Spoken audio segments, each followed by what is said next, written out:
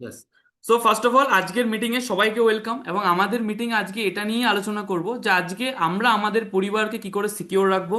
কারণ আমরা আমাদের নিজের জীবনের থেকেও সব থেকে বেশি ভালোবাসি, সেটা হচ্ছে আমাদের ফ্যামিলিকে। তো সেখানে প্রথম একটা জিনিস যেটা আমাদের জানতে হবে সেটা হচ্ছে ফ্যামিলি সিকিউরিটি কি। আমরা ফ্যামিলি সিকিউরিটি ব্যাপারটা অনেকে বুঝি অনেকে বুঝি না, এবং এর জন্য না আজকে স্লাইডটা আমি অ্যাকচুয়ালি পুরো বাংলাতে বানিয়েছি যাতে আমরা প্রত্যেকটা মানুষ বুঝতে পারি। তো এখানে একটা ছোট জিনিস লেখা, সেটা হচ্ছে কি হঠাৎ বিপদে আর্থিক সুরক্ষা। মানে ফ্যামিলি সিকিউরিটি এক কথায় কি, যে আমরা নিজেদেরকে নিজেদেরকে এবং নিজেদের পরিবারকে সিকিউর রাখার জন্য আর্থিকভাবে এমন একটা সুরক্ষা দিচ্ছি যেটা আমাদেরকে আমাদের পরিবারকে ভালো রাখতে সাহায্য করে। বোঝা গেল আর্থিক সুরক্ষা মানেটা কি। আজকে ধরুন একটা সুখী পরিবার বলতে আমরা কি বুঝি, যেটা দেখবেন এই ছবিতে আমি দেখাচ্ছি, সেটা হচ্ছে কি বাবা মা ছেলে মেয়ে। তো এবং তাদের যদি বিয়ে হয় তাহলে তাদের ছেলে মেয়ে, নাহলে বাবা মা ছেলে মেয়ে, একদম ছোট একটা পরিবার, একদম হ্যাপি পরিবার। এবং এই পরিবারটা এই যে হ্যাপি আছে বা সুখী আছে, এটা কিভাবে বোঝা যায়, সেটা এর মাধ্যমেই বোঝা যায়। সেটা হচ্ছে সেই পরিবারে আর্থিক অবস্থা কতটা ভালো আছে। আজকে দেখুন আমার আপনার পরিবারে সব থেকে বেশি ওই পরিবারটাই বেশি খুশি যেই পরিবারের টাকাটা ভালো ইনকাম আসে। মানে যেই পরিবারের টাকা ইনকামটা ভালো সেই পরিবারটা সব থেকে হ্যাপি ফ্যামিলি। কিন্তু যেই পরিবারে যদি ইনকামটা কম সেই পরিবারে কিন্তু ঝগড়া অশান্তি সবসময় লেগে থাকে। কারণ কেন, আজকে দেখুন আমিও একটা মধ্যবিত্ত পরিবারের ছেলে, এবং আজকে আপনারা যারা আছেন আপনারা সবাই কিন্তু একটা মধ্য পরিবার থেকে বিলং করেন। তো সেই জায়গাতে আজকে আমাদেরকে, আমরা যে ইনকামটা করছি, আমাদের লাইফস্টাইলটা এমন হয়ে গেছে যে আমরা প্রত্যেক মাসে যে টাকাটা আমরা ইনকাম করি এবং প্রত্যেক মাসে সেই টাকাটাই কিন্তু আমাদের খরচা হয়ে যায়। মানে একদিকে ইনকামিং একদিকে আউটগোয়িং, ইনকাম আসছে বেরিয়ে যাচ্ছে। কিন্তু আমরা ম্যাক্সিমাম মানুষ না, আমরা আমাদের ভবিষ্যতের জন্য বা আর্থিক ভবিষ্যতের জন্য কিছু টাকা সঞ্চিত রাখা বা আর্থিকভাবে সুরক্ষা যাতে থাকে, যাতে হঠাৎ করে যদি ফ্যামিলিতে কোনো প্রবলেম চলে আসে তার জন্য কিছু করা, ম্যাক্সিমাম মানুষ কিন্তু সেটা করে না। তো সেই জায়গাতে ফ্যামিলি সিকিউরিটি তাকে বলে যেখানে আমরা আমাদের পরিবারের জন্য একটা ভালো অ্যামাউন্টের টাকা যেটা ব্যাংকে রেখে দিচ্ছি বা কোথাও একটা রেখে দিচ্ছি, যেটা আমাদের অপরিবর্তে ওই টাকাটা ওই জিনিসটা আমাদের পরিবারকে ভালো রাখবে। সেটাকে এক কথায় বলা হচ্ছে ফ্যামিলি সিকিউরিটি। বুঝতে পারলাম। মানে আমরা সবাই যদি আমাদের পরিবারের জন্য একটা ভালো ব্যাংক ব্যালেন্স করে রাখি, মোটা অঙ্কের টাকা যদি ব্যাংকে রেখে দিই, সেটাই ভবিষ্যতে আমাদের অপরিবর্তে আমাদের পরিবারকে ভালো রাখবে। ঠিক আছে, এটা হচ্ছে প্রথম জিনিস। সেকেন্ড ফ্যামিলি সিকিউরিটি কি, সেটা হচ্ছে আয়ের নিরাপত্তা। আয়ের নিরাপত্তা মানে হচ্ছে কি, আজকে আজকে আমরা যখন মানে দুনিয়াতে বেঁচে আছি, আমরা বেঁচে আছি, আমাদের ইনকাম আসছে, আমাদের পরিবার ভালোভাবে চলছে। কিন্তু আজকে যখন যে ইনকাম করছে সেই মানুষটা যদি না থাকে, সেই টাইমেও কি পরিবারে ইনকাম আসবে? যদি সে না থাকার পরেও যদি পরিবারে কন্টিনিউয়াসলি ইনকাম আসে, তার মানে আপনি বুঝে নেবেন আপনার পরিবারটা 100% সিকিউর। যেমন একটা ছোট এক্সাম্পল দিয়ে আপনি ভালো বুঝবেন। ধরুন আজকে একজন চাষি, আজকে একজন চাষি, সেই চাষি ওই একজন মানুষ, তার পরিবারে সে আছে, তার ওয়াইফ আছে, তার একটা ছেলে, তার একটা মেয়ে, তার সঙ্গে তার বাবা মা আছে। তো তাদের টোটাল ছজনের পরিবার। এই ছজনের পরিবারে একমাত্র ইনকাম করে কে, সেটা হচ্ছে ওই চাষি, ওই ছেলেটা। তো এখানে ওই ছেলেটা যতবার মাঠে যাবে, যত চাষ করবে, যত গাছে ওষুধ দেবে, যত ফসল বেরোবে, তত কিন্তু ওই ফসল থেকে যে টাকাটা উঠবে তাতে কিন্তু পরিবারটা খুব ভালোভাবে চলে যাবে। কিন্তু ওই ছেলেটার যদি শারীরিক কোনো অসুবিধা হয় বা যদি কোনো প্রবলেম হয়, যদি সে মাঠে না যেতে পারে, তাহলে কি পরিবারে কোনো ইনকাম আসবে? পরিবারে কিন্তু কোনো ইনকাম আসবে না। তার মানে সে যতদিন কাজ করবে ততদিন পরিবারে ইনকাম আসবে। সে যদি কাজ করা বন্ধ করে দেয় তাহলে কিন্তু পরিবারে ইনকাম আসা বন্ধ হয়ে যাবে। তার মানে এই মানুষটার অপরিবর্তে তার পরিবার কিন্তু সিকিওর না। সে যদি না থাকে তাহলে পরিবারে কিন্তু ইনকাম বন্ধ হয়ে যাবে। তার মানে তার মানে ওই ছেলেটাকে ফ্যামিলি সিকিউরিটি রাখতে গেলে এমন কিছু করতে হবে যাতে সে যদি দুনিয়াতে নাও থাকে, এমন একটা অ্যামাউন্টের টাকা কন্টিনিউ তার পরিবারে আসবে যাতে তার পরিবারে কোনো সমস্যা না আসে। বোঝাতে পারলাম, এটাকে বলে ফ্যামিলি সিকিউরিটি। থার্ড জিনিস সেটা হচ্ছে পরিবারের মানসিক শান্তি। পরিবারের মানসিক শান্তি কখন আসবে, যখন প্রথমের এই দুটো জিনিস ঠিকঠাক থাকবে, সেটাকে আমরা বলি সেটা হচ্ছে মানি। যখন পরিবারে টাকা প্রচুর থাকবে, যখন পরিবারে টাকা না থাকলেও এমন কিছু অ্যাসেট তৈরি করে দিয়ে যাবে, হয়তো বাড়ি আছে গাড়ি আছে, এমন একটা ফ্যামিলি ব্যাকগ্রাউন্ড যেখানে হয়তো টাকার কখনো কোনো অসুবিধা হবে না। মানে তার বংশ পরম্পরায় তারা বড় লোক, প্রচুর টাকা আছে, প্রচুর কিছু অ্যাসেট আছে, যে অ্যাসেটগুলোর পরিবর্তে ফিউচারে সমস্যা হলেও টাকা বের করে নেওয়া যাবে।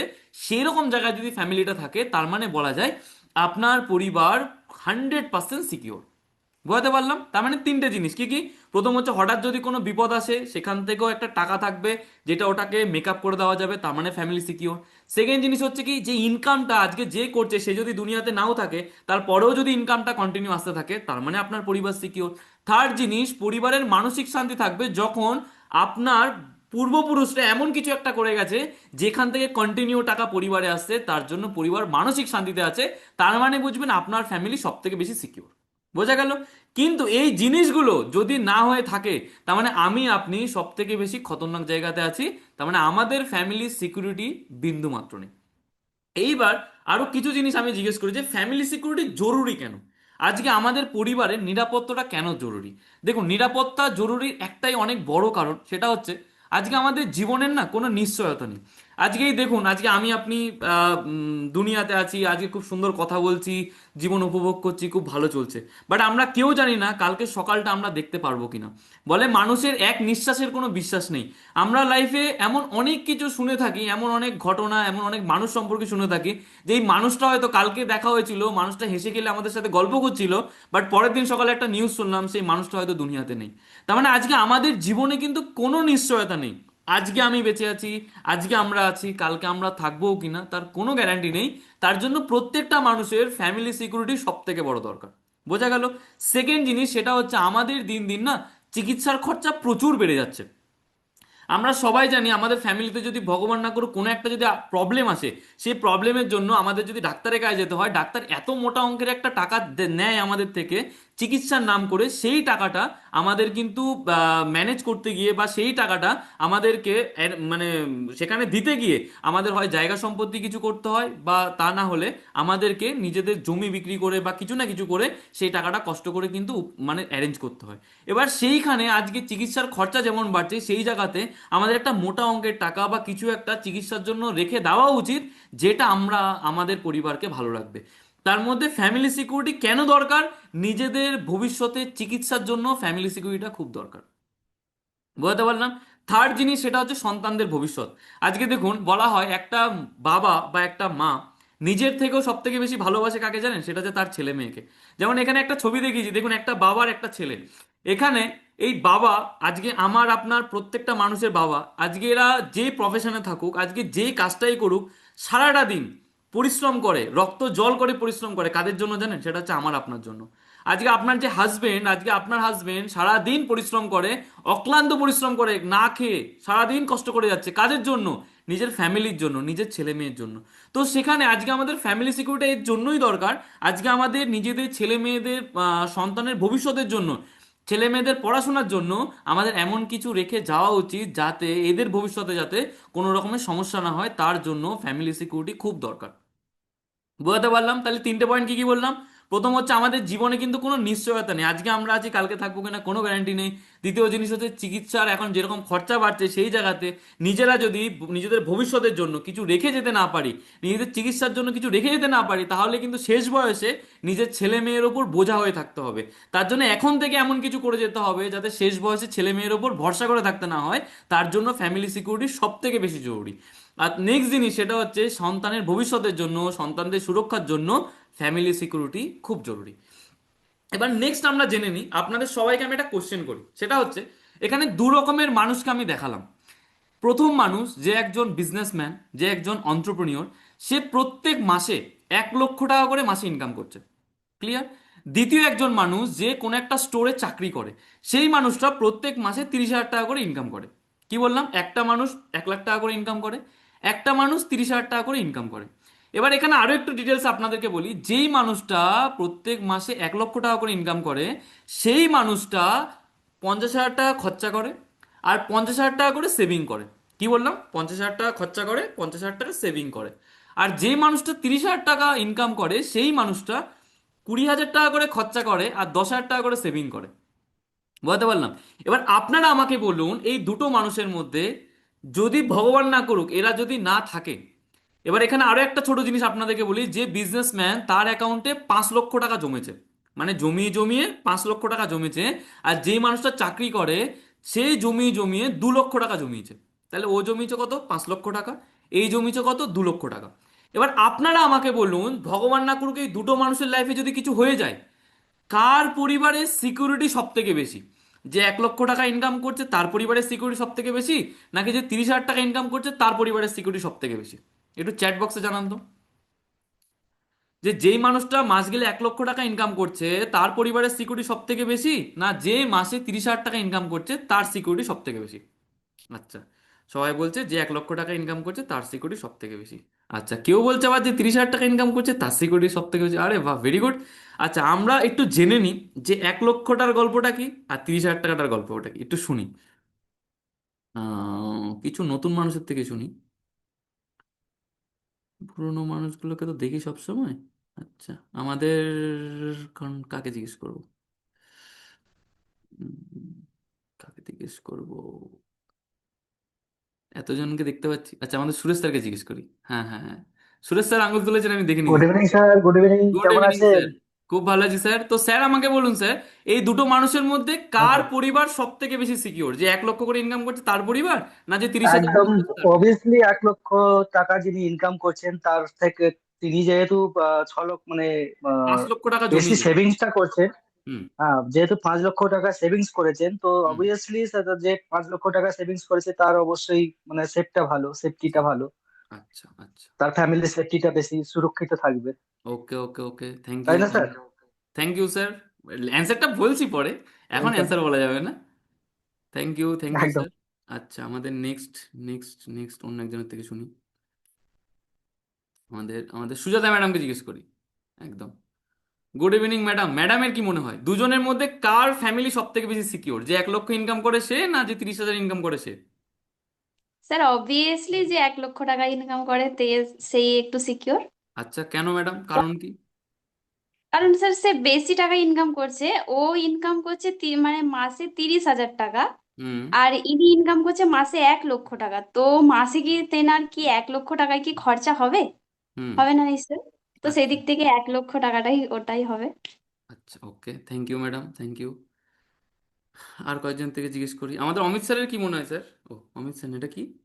শাফিরুল রহমান। ক্লিক করলাম। আচ্ছা, আর কি, আর কি, আর কি, আর কি, দেখি, দেখি, দেখি। আর আর আর আর আর আর আমাদের রানী ম্যাডামের কাছে শুনি।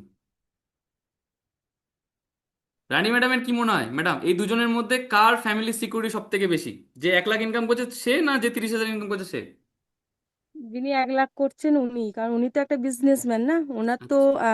যেহেতু ইনকামটা বেশি এবং হুম। ওনার লাইফে অনেক কিছু অপরচুনিটি আছে ওখান থেকে। আর এ তো উনি একটা দোকানে কাজ করছেন, হুম। আর ইনি একটা বিজনেসম্যান। বিজনেসম্যানে অবভিয়াসলি ওনার সিকিউরিটি মানে বেশি সংসারে বা আচ্ছা, আপনার ম্যাডাম কি পরিবারের জন্য। নতুন চশমা পরেছেন ম্যাডাম? এটা একটু নতুনত্ব স্যার লাগছে। শরীর খারাপ আজকাল। ও, আচ্ছা, আচ্ছা। ওকে, ওকে, থ্যাংক ইউ, আমার থ্যাংক ইউ। পক্স হয়েছে, ওই জন্য শরীরটা খারাপ খুব। আচ্ছা, আচ্ছা, বাট চশমা পরে ম্যাডাম ভালোই লাগছে।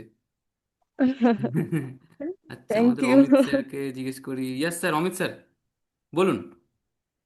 যে যে 1 লক্ষ টাকা গুড ইভিনিং ইনকাম স্যার। করছে তার সিকিউরিটি বেশি, না যে 30 করছে তার সিকিউরিটি বেশি? যে 1 লাখ টাকা ইনকাম করছে, যে বিজনেস করছে তার সে সিকিউরিটি আছে। কেননা আজকে হুম। যে বিজনেসটা সে করছে, যদি সে বর্তমানে না থাকে হুম। তাহলে কিন্তু ওনার ছেলে মেয়ে এই বিজনেসটাকে ধরতে পারবে। না, তার ওই জন্য ও অ্যাঙ্গেলে লাইফ দেখলে থেকে। হবে না, আমি শুধু বলছি ইনকামের দিক থেকে। বিজনেসটাকে আচ্ছা। সাইডে রাখুন। ধরুন দুজনেই চাকরি করছে, কেউ 1 লাখ ইনকাম করছে, কেউ 30,000 ইনকাম করছে। একজনের সেভিংসে 5 লাখ টাকা আছে, একজনের সেভিংসে 2 লাখ টাকা আছে। হুম, হুম, হুম। কার সিকিউরিটি বেশি? সিকিউরিটি যে 1 লাখ টাকা করছে সে সিকিউরিটি তার হবে। সিকিউরিটি বেশি। আচ্ছা, আমাদের রীতা ম্যাডাম বারবার ম্যাচ করছে 30,000। রীতা ম্যাডাম কোথায়? রীতা ম্যাডাম তো হাত তুলুন তো ম্যাডাম। ম্যাডামকে একটু জিজ্ঞেস করি কোথায় গেল। এই তো, এই তো, এই তো ম্যাডাম, পেয়ে গেছি। ইয়েস ম্যাডাম, বলুন তো ম্যাডাম। আমাদের ম্যাডাম। হ্যাঁ sir, good evening. Good evening madam, বলুন ম্যাডাম। স্যার যে 30,000 ইনকাম করছে তার সিকিউরিটি বেশি। আচ্ছা, কেন ম্যাডাম, কারণ বলুন তো। স্যার দেখুন, সে যেহেতু 30,000 টাকা ইনকাম করছে তার খরচাটাও কিন্তু তেমন হবে, তাই না? হুম। তো তার খরচাটাও কিন্তু কম হবে, কিন্তু যে 1 লাখ টাকা ইনকাম করছে তার ফ্যামিলির খরচাটাও কিন্তু বেশি হবে। তো বাট সেই ওদিকে জায়গা 50,000 টাকা করে সেভ করছে তো ম্যাডাম। তবুও স্যার 50,000 টাকা করে সেভ করলেও তার ফ্যামিলির তো কোনো সিকিউরিটি নেই না। যে মানুষটা ইনকাম করছে সে যদি না থাকে তাহলে তো তার ইনকামের রাস্তাটা থাকছে না, তাই না? তো সেই হুম। যে 5 লাখ টাকাটা সে জমিয়েছে তাতে তারা কতদিন খাবে? তাই না? কিন্তু যারা 30,000 টাকা যে ইনকাম করছে তার ফ্যামিলিটা কিন্তু সেই যে টাকাটা জমিয়েছে সেটাতে কিন্তু বেশ কয়েকদিন চালিয়ে নিতে পারবে, এবং ততদিনে আশা করি নিজেদের একটা জায়গাও তৈরি করে নিতে পারবে, কারণ তাদের ফ্যামিলির খরচাটাও কমই থাকবে। আচ্ছা আচ্ছা, বাহ, very good madam, thank you thank you, খুব সুন্দর ম্যাডাম বললো। এবং এখানে অ্যাকচুয়ালি সবার মতামত সবার জায়গা থেকে ঠিক। কেউ বলছে 1 লক্ষ টাকা ইনকাম করলে ফ্যামিলি বেশি সিকিওর, কারণ কেন, যে 1 লক্ষ টাকা বেশি ইনকাম করছে তার কাছে টাকা বেশি আছে। কেউ বলছে যে 30,000 টাকা ইনকাম করছে তার ফ্যামিলি বেশি সিকিওর। তো এখানে অ্যাকচুয়ালি ফ্যামিলি সিকিউরিটি এটার ওপর একদম ডিপেন্ড করে না যে কে কত টাকা ইনকাম করছে, যেটা অ্যাকচুয়ালি আমাদের ম্যাডাম বললো লাস্টে। সিকিউরিটি এর ওপর ডিপেন্ড করে যে কে কেমন খরচা করছে। যেমন আমি আমার লাইফে ছোট্ট একটা এক্সাম্পল দিই। আমি প্রথম যখন বিজনেস শুরু করি তখন আমি বিভিন্ন জায়গাতে যখন প্রোগ্রামে যেতাম আমি সাইকেল নিয়ে যেতাম। এবার সাইকেল নিয়ে যখন যেতাম আমার বাড়ির থেকে, তখন তো আমার খুব বেশি ইনকাম ছিল না, আমি পকেটে 50 টাকা করে রেখে দিতাম। কেন 50 টাকা করে রাখতাম? সাইকেল নিয়ে যাচ্ছি, যদি সাইকেলের চাকা লিক হয়ে যায় তাহলে তো একটা টাকা লাগবে, তার জন্য সাইকেল ঠিক করতে হবে, তার জন্য 50 টাকা করে নিয়ে যেতাম। এবার আস্তে আস্তে যখন আমি এটিসি হই তখন আমি বাইক কিনি। এবার বাইক যখন কেনা শুরু করি তখন পকেটে মোটামুটি 200 টাকা রাখা শুরু করি, কারণ কেন, তেল ভরতে হবে, যদি তেল শেষ হয়ে যায় তাহলে কি হবে, তাই না? তারপর আস্তে আস্তে যখন 4 হুইলার নিই এখন মোটামুটি সবসময় 4-5 হাজার টাকা ব্যাংকে রাখতে হয়। কেন রাখতে হয়? বেরোলেই 4-5 হাজার টাকা খরচা আছে। তো আমি শুরুতে যখন একটা টাইম ছিল যখন আর যদি আমার 2,000 টাকা ইনকাম আসতো তখন 2,000ই মনে হচ্ছে প্রচুর টাকা, ওরে বাবা এত টাকা কি করবো, ঠিক আছে। যখন টিসি হই তখন মনে হচ্ছে 10-15 হাজারও অনেক, ঠিক আছে, মোটামুটি অসুবিধা নেই, ঠিক আছে। আর এখন ভগবানের আশীর্বাদে মোটামুটি যা ইনকাম করি, তো আমার মনে হয় এখন এতেও কিছু হবে না, কারণ আমার যত বেশি ইনকাম তত বেশি খরচা হয়ে গেছে। প্রচুর খরচ, প্রচুর খরচ। মানে অনেকে হয়তো মনে করে যে কোনো খরচা নেই, বাট প্রচুর খরচ। কেন বলুন তো? যখনই আপনি প্রতি মাসে 50,000, 60,000, 70,000 টাকা ইনকাম করবেন না, তখন আপনার মাঝে মধ্যেই মনে হবে ফ্যামিলি নিয়ে একটু রেস্টুরেন্টে ঘুরতে যাই। যখন আপনি অত টাকা ইনকাম করবেন তখন মাঝে মধ্যে আপনার মনে হবে যে না, একটু এরকম এই জামা কাপড়ে ভালো লাগে, একটু ভালো একটু স্যুট লাগবে, একটু ভালো জামা কাপড় কেনাকাটা করতে হবে। যখন আপনি ভালো টাকা ইনকাম করবেন তখন আপনি আপনার পরিবারকে কখনোই ওই নর্মাল সরকারি হাসপাতালে দেখাবেন না, আপনি সবসময় একটু ভালো জায়গাতে নিয়ে যাবেন নিজের ফ্যামিলির জন্য। আপনি যখন ভালো টাকা ইনকাম করবেন তখন সবসময় আপনি চাইবেন যে এমন কিছু করতে, যেমন তখন আর বাইক নিয়ে বেরোতে ইচ্ছা করবে না, ম্যাক্সিমাম মনে হয় না একটু 4 চাকাটা নিয়ে বেরোয়, একটু এটা নিয়ে বেরোয়। তো যেখানে আমি বাইক নিয়ে বেরোলে আমার খরচা হচ্ছে 200 টাকা, 4 চাকা নিয়ে বেরোলে খরচা হয়ে যাবে 1,000 টাকা। তো তার মানে যত ইনকামটা বাড়ে তত লাইফে কমফোর্ট বাড়ে, তো যত লাইফে কমফোর্ট বাড়বে তত খরচা বাড়বে। এটা কিন্তু একদমই তাই, যে 1 লাখ টাকা ইনকাম করছে সে তার খরচাটা কিন্তু 1 লাখের মতো করেই করবে। সে কিন্তু কখনো 10,000, 15,000, 20,000-এর মতো করে করবেন না। তাহলে এখানে সব থেকে বড় জিনিস কি, ধরুন আজকে যেই মানুষটা 1 লক্ষ টাকা ইনকাম করছে সেই মানুষটা খরচা হয়তো 50,000 টাকা। সে খরচা যদি 50,000 টাকা করে তাহলে সে 50,000 টাকা করে জমাচ্ছে, জমিয়ে তার কত আছে, 5 লাখ টাকা। যে মানুষটা 30,000 টাকা করে ইনকাম করছে তার খরচা হচ্ছে 20,000 টাকা, সে 10,000 টাকা করে জমিয়ে সে কততে নিয়ে গেছে, 2 লক্ষ টাকা। তাহলে যে 5 লাখ টাকা যার কাছে জমানো আছে তার যদি কিছু হয়ে যায়, তার ফ্যামিলির কাছে কত টাকা আছে, 5 লাখ টাকা আছে। প্রত্যেক মাসে 50,000 টাকা করে খরচ, 50,000 টাকা করে যদি খরচা হয়, 5 লাখ টাকা খরচা হতে কমাস টাইম লাগবে, কমাস টাইম লাগবে 10 মাস। তার মানে যে 5 লাখ টাকা সেভিংসটা আছে ওই সেভিংসটা দিয়ে যে 1 লক্ষ টাকা ইনকাম করছে তার পরিবার 10 মাস চলবে। বোঝা গেল? আর নিচে যে মানুষটা আছে যে 30,000 টাকা করে ইনকাম করছে, সে 20,000 টাকা করে খরচা, তার কাছে 10,000 টাকা করে আছে, সে কত টাকা জমিয়েছে, 2 লক্ষ টাকা জমিয়েছে। এবার তার প্রতি মাসে খরচা কত, 20,000 টাকা করে খরচা। খরচা কত, 20,000 টাকা করে খরচা। তার কাছে কত টাকা আছে, 2 লক্ষ টাকা। তার মানে তার পরিবার 20,000 করে যদি খরচা করে, সেও কত মাস চালাতে পারবে, 10 মাস চালাতে পারবে। আমি কি বোঝাতে পারলাম? যে 20,000 করে খরচা করছে তার কাছে 2 লাখ মানে সে 10 মাস চালাতে পারবে, যে 50,000 করে খরচা করছে তাদের কাছে 5 লাখ মানে সেও 10 মাস চালাতে পারবে। তার মানে দুজনেরই ফ্যামিলি সিকিউরিটি সেম কন্ডিশনে আছে। আমি কি বোঝাতে পারলাম? যে 1 লক্ষ টাকা ইনকাম করছে তার ফ্যামিলি সিকিউরিটি যে জায়গাতে আছে, যে 30,000 ইনকাম করছে তার ফ্যামিলি সিকিউরিটিও সেম জায়গাতে আছে। কারণ কেন, এটা একমাত্র এই জায়গাতে থাকার একটা মাত্র কারণ কি, কারণ দুজনেরই কন্ডিশন একই। যে যেরকম ইনকাম করছে সে তার খরচাটাকে ওই জায়গাতে নিয়ে গেছে। তো খরচা অনুযায়ী কখনো কে কত টাকা ইনকাম করছে তার উপর সিকিউরিটি ডিপেন্ড করে না। সিকিউরিটি এটার উপর ডিপেন্ড করে যে সেখান থেকে কত টাকা রাখা যাচ্ছে। বোঝা গেল? বাট তার মানে কিন্তু আবার এটাও না যে আমরা না খেয়ে না দে শুধু টাকা অ্যাকাউন্টে জমালাম, ঠিক আছে, স্ক্রিপ্টের মতো বেঁচে গেলাম, ওই রকম ভাবেও বেঁচে লাভ নেই। তো তার মানে একটা জিনিস আমাদেরকে করতে হবে, আমরা যে যত বেশি ইনকাম বাড়বে, যার ইনকাম যত বেশি হবে তার ফ্যামিলি সিকিউরিটি তত বেশি সিকিউর। কারণটা কেন, ধরুন যে মানুষটা 1 লক্ষ টাকা ইনকাম করছে, এর ইনকাম বাড়তে বাড়তে যখন 2 লাখ, 3 লাখ, 5 লাখ, 10 লাখ হয়ে যাবে, যখন সে 10 লক্ষ টাকা ইনকাম করবে, তখন নিশ্চয়ই সে অন্তত 10 লক্ষ টাকা থেকে প্রতি মাসে 2 লক্ষ টাকা সেভ করতে পারবে।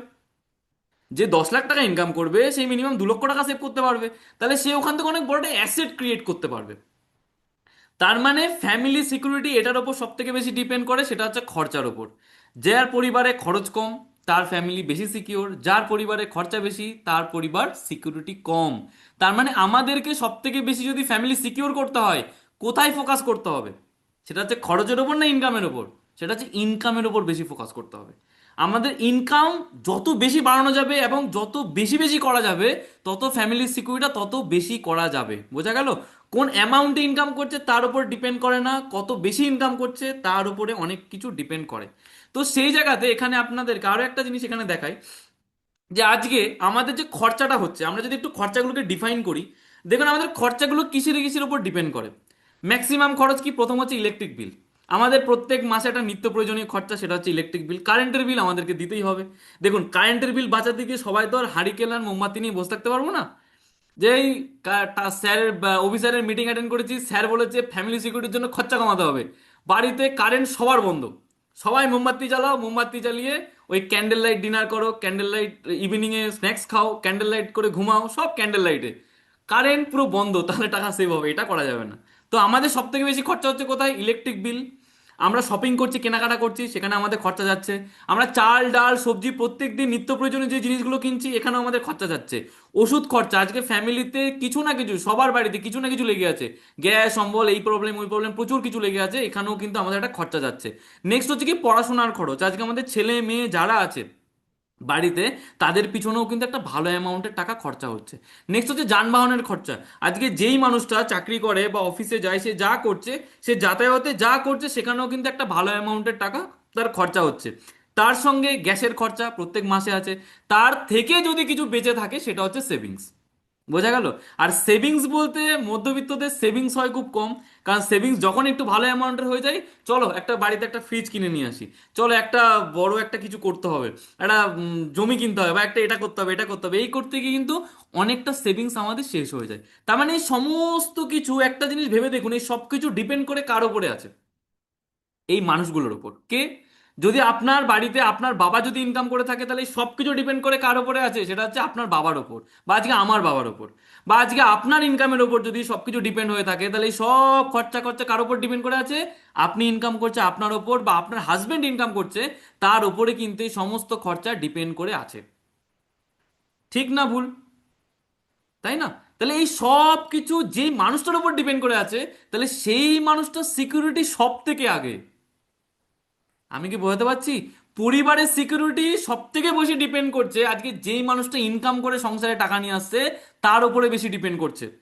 আজকে সেই মানুষটা যদি কোনো প্রবলেম হয়, তাহলে কিন্তু গোটা সংসারটা সর্বনাশ হয়ে যাবে। তাহলে এইখানে আরো ছোট একটা জিনিস বলি, সেটা হচ্ছে দেখুন এখানে বিভিন্ন টাইপের মানুষ আছে। যেমন আজকে ধরুন একজন দোকানদার, যেমন আমাদের অনেক ম্যাডামরা আছে যাদের বাড়িতে একটা ছোট্ট একটা মুদিখানার দোকান করে আছে, সেই মুদিখানাতে তারা ছোট ছোট করে কোনো রকমে একটু কিছু মাল তুলে তারা ব্যবসা করছে। তো তারা ওখানের থেকে যে ইনকামটা করছে, তারা কি করছে? সেই ইনকামটার মাধ্যমে, যেহেতু হাজবেন্ডরা হয়তো ইনকামের সোর্সটা কম, তারা সেখান থেকে কি করছে? পরিবারকে মোটামুটি ভাবে চালিয়ে নিচ্ছে। আজকে একজন কোম্পানির মালিক, যে একটা ভালো পজিশনে আছে, সে যখন ভালোভাবে তার কোম্পানিটাকে তৈরি করাচ্ছে, কোটি কোটি টাকা টার্ন ওভার করছে, সেখান থেকে সে একটা ভালো অঙ্কের মুনাফা পাচ্ছে। আজকে একজন চাকরিজীবী, যে কোথাও একটা জায়গায় চাকরি করছে, সে প্রত্যেক মাসে সেখান থেকে ডিউটিতে যাচ্ছে, 9টা থেকে 5টা পর্যন্ত ডিউটি করছে, এবং ডিউটির শেষে সে ওখান থেকে একটা ভালো অঙ্কের টাকা পাচ্ছে। একজন ডক্টর সে তার জীবনে প্রায় 10 থেকে 12 বছর, 20 বছর, 25 বছর সে পড়াশোনা করেছে, পড়াশোনা করে সে একটা অভিজ্ঞতা নিয়েছে, সেই অভিজ্ঞতাটার মাধ্যমে সে যখনই পেশেন্ট দেখছে, পেশেন্টের থেকে একটা টাকা নিচ্ছে, তার বিনিময়ে তার পরিবার চলছে। একজন শিক্ষক, একজন টিচার, সেই শিক্ষক যতক্ষণ স্কুলে যাচ্ছে, যতক্ষণ টিউশনি পড়াচ্ছে, ততক্ষণ তার ইনকাম আসছে। একজন চাষি পরিবারের মানুষ, সেই মানুষটা তার বাড়িতে যত মাঠে যাচ্ছে, যত কাজ করছে, যত সবজি ফলাচ্ছে, সেখান থেকে তাদের পরিবারে একটা ইনকাম আসছে। ঠিক না ভুল? এখানে যারা যারা আসছে এরা যতক্ষণ কাজ করছে সেখান থেকে এদের ইনকাম আসছে, তাই না? এইবার আমাদের এই যে ইনকামটা আসছে, তার মানে এই মানুষগুলোর ওপর আজকে আমাদের পরিবারের সমস্ত সিকিউরিটি সব কিছু এর উপরে ডিপেন্ড করে বসে আছে। বোঝাতে পারলাম? আচ্ছা, এই মিটিং এর মাঝখানে আপনাদের সঙ্গে ছোট্ট একটা রিয়েল লাইফ স্টোরি শেয়ার করি আমি। বোঝা গেল? ছোট্ট একটা স্টোরি শেয়ার করি, যেটা আজকে আমি রিসেন্ট একটা ভিডিও দেখছিলাম, তো ভিডিওতে ওটা আমি দেখছিলাম। তো অ্যাকচুয়ালি দুটো বন্ধুর একটা স্টোরি আমি শুনছিলাম, তো স্টোরিটা আমার খুব ভালো লেগেছে পার্সোনালি। তো ওই স্টোরিটা আমি আপনাদের সঙ্গে শেয়ার করি। তো দুই বন্ধু, দুই বন্ধুর মধ্যে এক বন্ধু থাকে দিল্লিতে, এবং আরেক বন্ধু কাজের সূত্রে থাকে বাইরে, দেশের বাইরে থাকে। তো দেশের বাইরে থেকে, মানে ও একটা প্রফেশনে আছে, এ একটা প্রফেশনে আছে, দুজন আলাদা জায়গায় আছে, আলাদা রকমের কাজ করে। তো সেখানে যখন ছুটি যখন পড়েছিল, তখন ওই যে যে বন্ধুটা বিদেশে থাকতো, সেই বিদেশে থাকা বন্ধুটা দেশে ফিরেছে। তো এবার যে মানুষটা দেশে আছে সেও দেশে কাজকর্ম ভালোই করছে, কিন্তু যখন দেখে যে বন্ধু ফিরেছে, জিগরি দোস্ত, ছোটবেলাকার বন্ধু, তখন কি কাজকর্ম ফেলে সবসময় কার সঙ্গে? বন্ধুর সঙ্গে। তো ওই যেই বন্ধুটা বিদেশ থেকে ফিরেছে, সেই বন্ধুটা কি করেছে, ওই সব সময় এই বন্ধুর বাড়িতে যায়, চল ভাই ঘুরে আসি, চল খাওয়া দাওয়া করি, চল এটা করি, মস্তি করি, এটা করবো, এটা করবো। তো মোটামুটি বিদেশ থেকে আসার পরে দুজন মিলে 10 দিন 15 দিন খুব ভালোভাবে মিশছে, আনন্দ করছে, একসঙ্গে থাকছে, খাচ্ছে, ঘুরছে, সব কিছু করছে।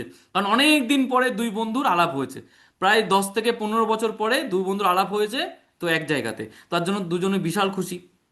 তো একদিন দুই বন্ধু মিলে প্ল্যানিং করলো যে ভাই একটা কাজ কর, আমরা তো ঘুরে করছি, ঘুরে বেড়াচ্ছি, সবই ঠিক আছে, চল আমরা না কালকে একটা জায়গাতে ঘুরতে যাব, চল একটা প্ল্যানিং করি।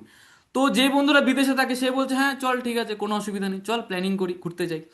তো এই টাইমে তো দুজনের প্ল্যানিং হলো, তাহলে চল ঠিক আছে, আজকে তাহলে বাড়ি চলে যা, কালকে সকালবেলা চলে আয়।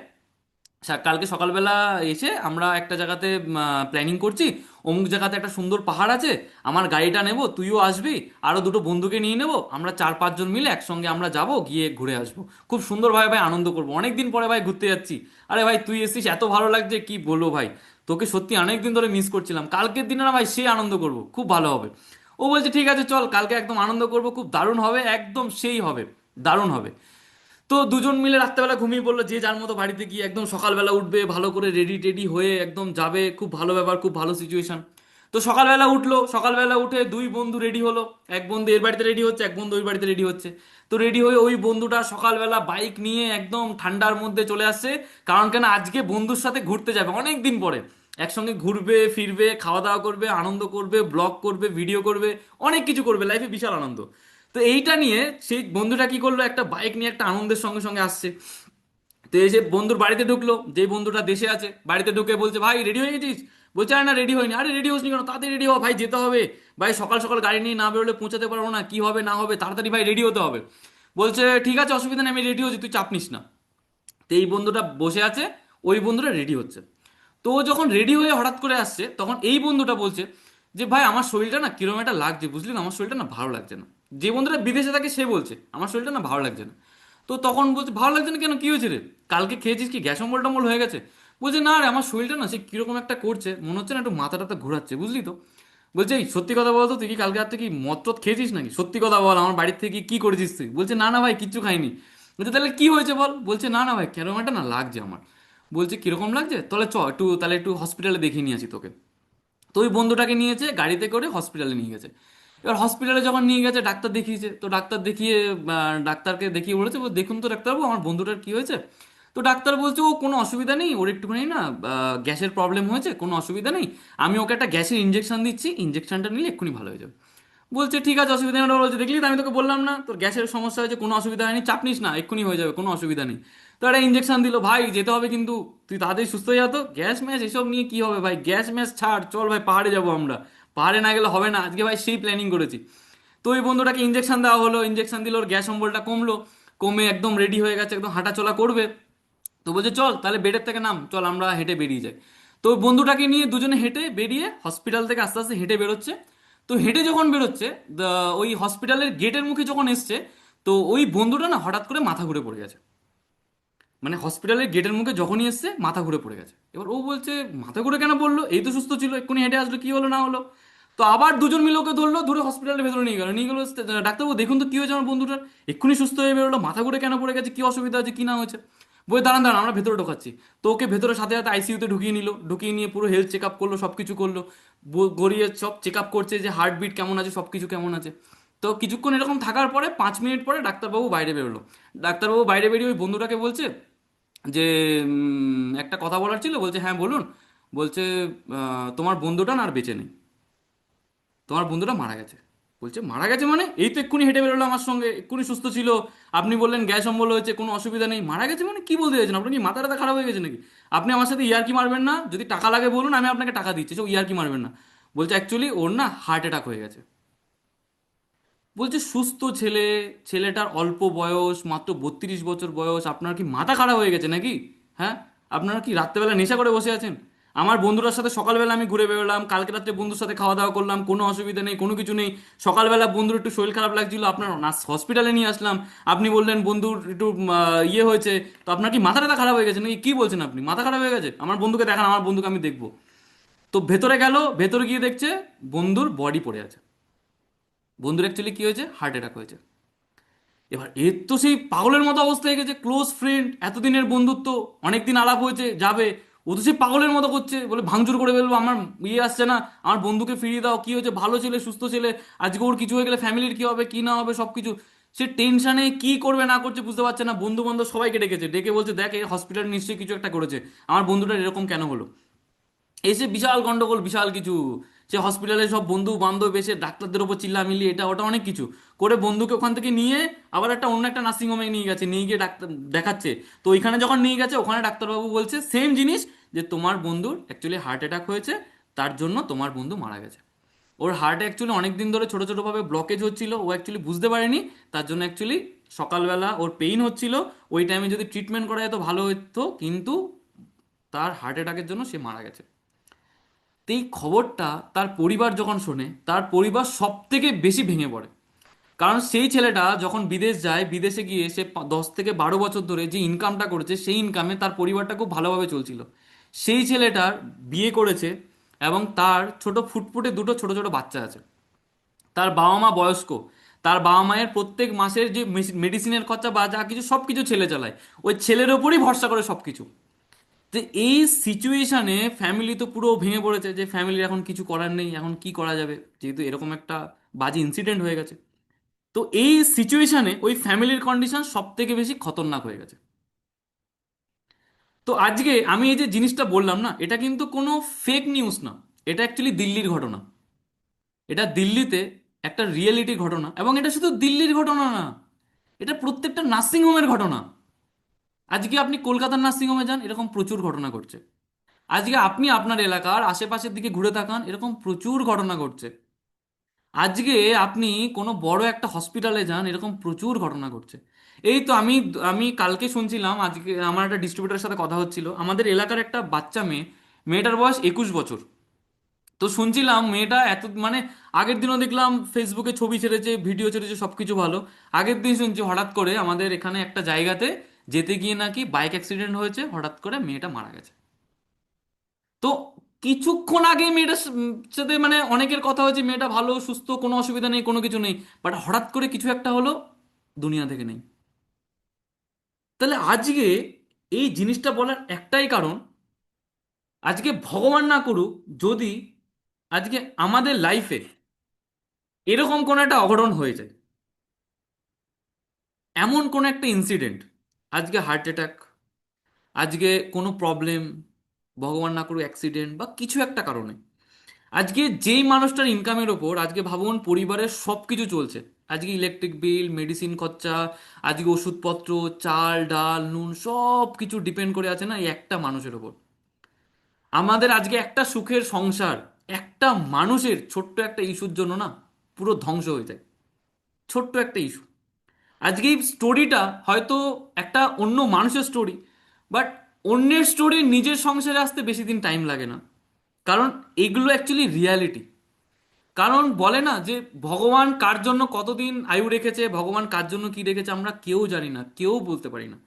তাহলে আপনি ভাবুন আজকে ভগবান না করুক কোনো একটা কারণে, কিছু একটা কারণে যদি কোনো একটা প্রবলেম হয়, আজকে আমরা না অনেক মানুষ বলি যে আমাদের আত্মীয় স্বজন খুব ভালো, আমাদের পাড়া প্রতিবেশী খুব ভালো, সবাই আমাদের সঙ্গে থাকবে, সবাই আমাদের সব কিছু করবে, তো আপনারা আমাকে একটা জিনিস বলুন, আজকে ভগবান না করুক যদি কিছু হয়, কোন আত্মীয় স্বজন আমাদের পাশে থাকবে?